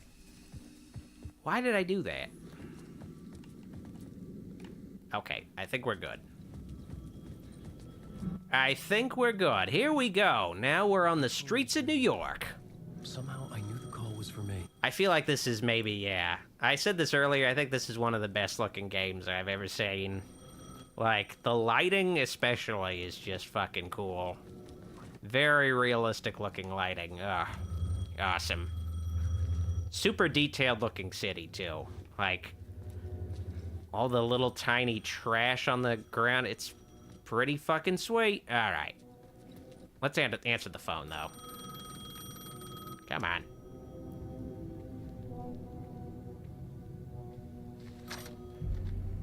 Hello? Alan Wake? Yes. Do you know who I am? No? Who is this? We'll get to that later. There are spies all over. Shadows. Like Shadow the Hedgehog? Washed over me. Had I had this conversation before? Alan, listen to me carefully. Caldera... Now you can tell that this isn't really New York City because they still have payphones up. I'll call you again later. Make sure to pick up. Do I know you? I know you from somewhere. You've just forgotten again. We're in this together. Don't worry. I got you now. We've been working great. I'm losing you. Hello? Hello? Oh, well. Oh, subway pass. Is that for like a sandwich or the train? Hopefully a sandwich. Oh, man. Of course, it's past midnight. I don't think there's any subways open. Let me check. Let's see. Subway, please be open. Please be open, Subway. All right. All closed. Damn it. Fucking sucks. All right. Got another map. Hell yeah. Okay. It said Caldera Street Station. I had to go there. All right. Now let's see on the map where Caldera Street Station is. Okay, it's pretty close. All right.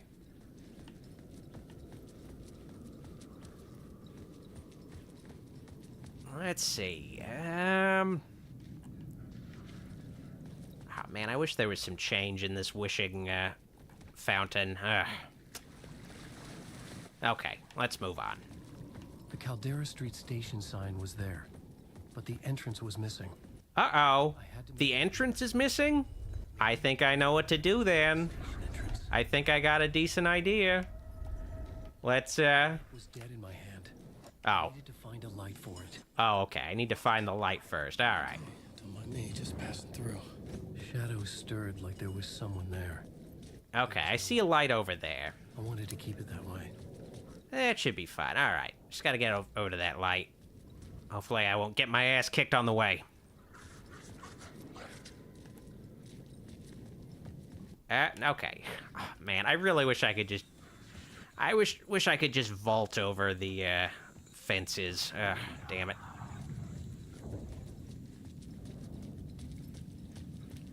Man, it's so close yet so far. Something I hate about Alan is that he's just not very good at jogging. He gets super winded really quick. Is this the way it was on the page?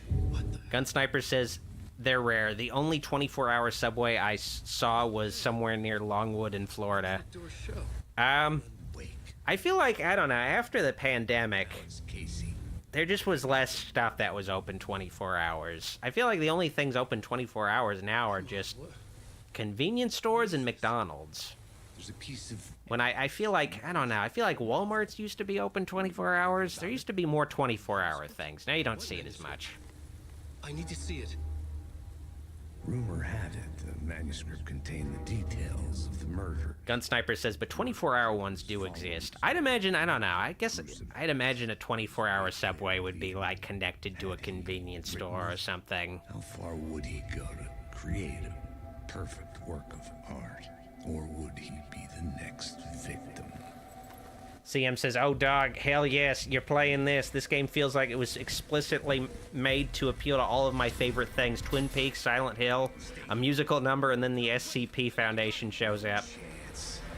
Yeah, I mean, you also got, there's some Blair Witch stuff in the game, too. And I guess they were a little more heavy on the Stephen King influences in the first game. It's a lot more Twin Peaksy and Blair Witchy in this one. Definitely a mixture of inspirations for these games.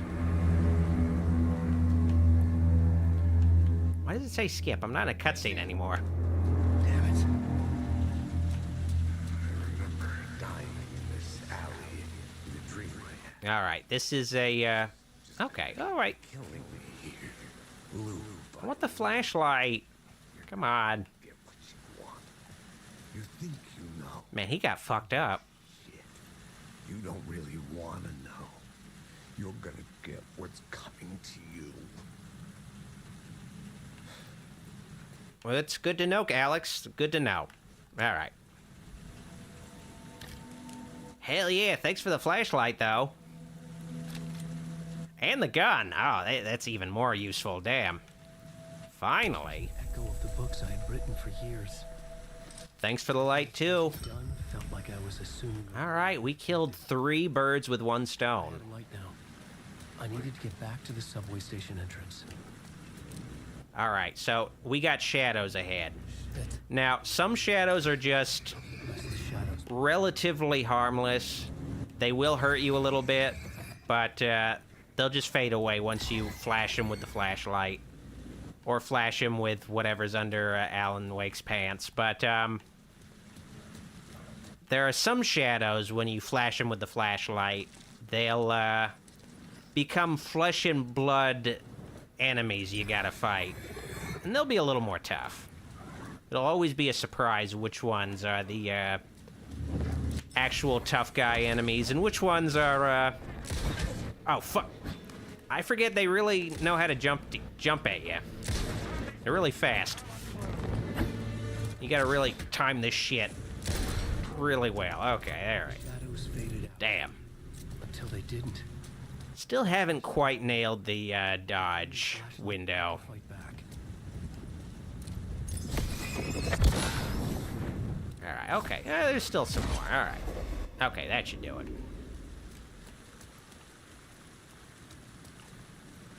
Art of Sauce says, Remedy made a better Silent Hill game than what we'll get from Konami. I guess we'll see. I did see, you know, Bloober Team, the makers of that Blair Witch game, and yeah, some other games. Mostly they just make, like, you know, at this point, like, before they got the Silent Hill 2 remake license, before Bloober Team, mostly just did basically like more walking simulator types of games. So it's gonna be interesting to see how they handle a more combat oriented survival, more action oriented survival horror game. Hopefully it turns out okay. I've seen some people who are not really into what they've been seeing so far on it, though. All right, okay. I need to get back on track. I need to get to Caldera Station. I am so off the ball right now. Where is it? It's like right... Oh, yeah, okay. It's right over here. Alrighty. And now we got a subway station. Hey, New York, your subway is now better than ever. Oh, I always forget there is a melee attack. I've barely ever used it in this game. But I need to try to remember to fucking use it. To use the melee attack, basically you just press the right trigger when you're not... Like, when you hold down the left trigger, that's when you use your gun.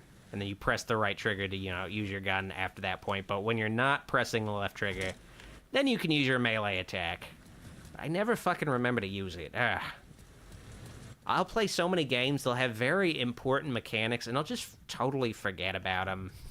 Totally forget about them. It sucks. Find another light to go deeper inside. Okay, I'm gonna need more light. Let's see. Well, like they say in Twin Peaks Season 3, Episode 8, got a light? Okay. Okay, well, there's probably something good in here, though. Sweet. Got some healing. Oh, is my inventory? No, my inventory's not full. Pick it up, dude. Okay, let's see, what else do we got here? Okay, maybe there's something in here. Okay, yeah. Alright, gotta find another light.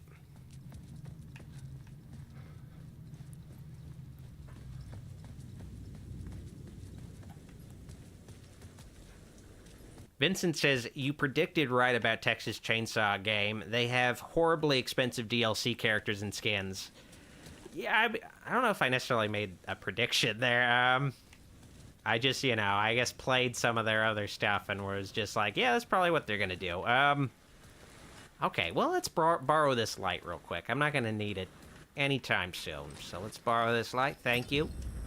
Thank you, Mr. Lamp. Okay.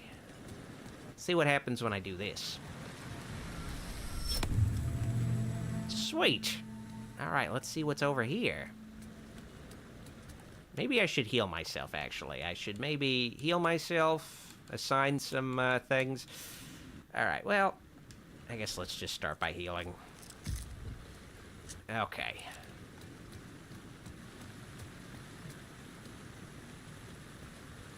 Tober says, I'm not very optimistic about these new Silent Hill games. Ascension was a terrible pay-to-watch abomination. I'm probably one of the few people that actually kind of liked the short message. Yeah, I don't know. I don't really know. Like, I just know Hideo Kojima was really fucked over, and he just kind of fucking left Konami and did not get to make the Silent Hill game he was planning to make, so he just made... just made that other fucking... I can't even remember what the other game was. Death Stranding. Okay, just remembered it. Death Stranding. He made Death Stranding. Good for him. You know, he finally left Konami and got to make his own game company. So that's, you know, that's cool. Maybe he'll make a Silent Hill analog type of game where it's not technically Silent Hill, but it's very similar. All right, quick save. I beat you, Elite X11. I beat you. I beat you. Okay. All right. Well, it's been a long night. 3 hours of playing. But I think it's time for me to hit the old dusty trail. But before I go, I'll just remind you guys that I got my Son of Kong review coming soon, so keep an eye out for when that goes live. Make sure to click subscribe and click the bell so you don't miss it when it finally gets uploaded to YouTube. And also, I got a movie night every Sunday night. The next one is Omen with my Patreon supporters and channel members, so link in the description if you want to join and support the channel, and you'll get a bonus movie night every week. Now, I just want to give some special thanks to my shout-out tier supporters on Patreon and my YouTube channel memberships for all of their support. It's greatly appreciated and helps the channel continue to grow and continue to thrive for all these years. Thank you guys from the bottom of my heart. Well, that's pretty much it for me tonight, folks, but hopefully you guys had some fun. I know I had some fun, at least playing the game. But hopefully you guys had a good time, and I will catch you guys soon with a new video uploaded, so keep an eye out for that. Also gonna be, I guess I'll do a little Twitch promo too. Also, I'm gonna be returning to Twitch with some new streams there too, so keep an eye out for that. Link in the description, twitch.tv/Dr. Wolfula. Alright, I've been your host, Dr. Wolfula, signing out. See you all next time. Good night, pleasant screams. Hope you enjoyed this live stream. Why don't you watch another thing while I have your attention?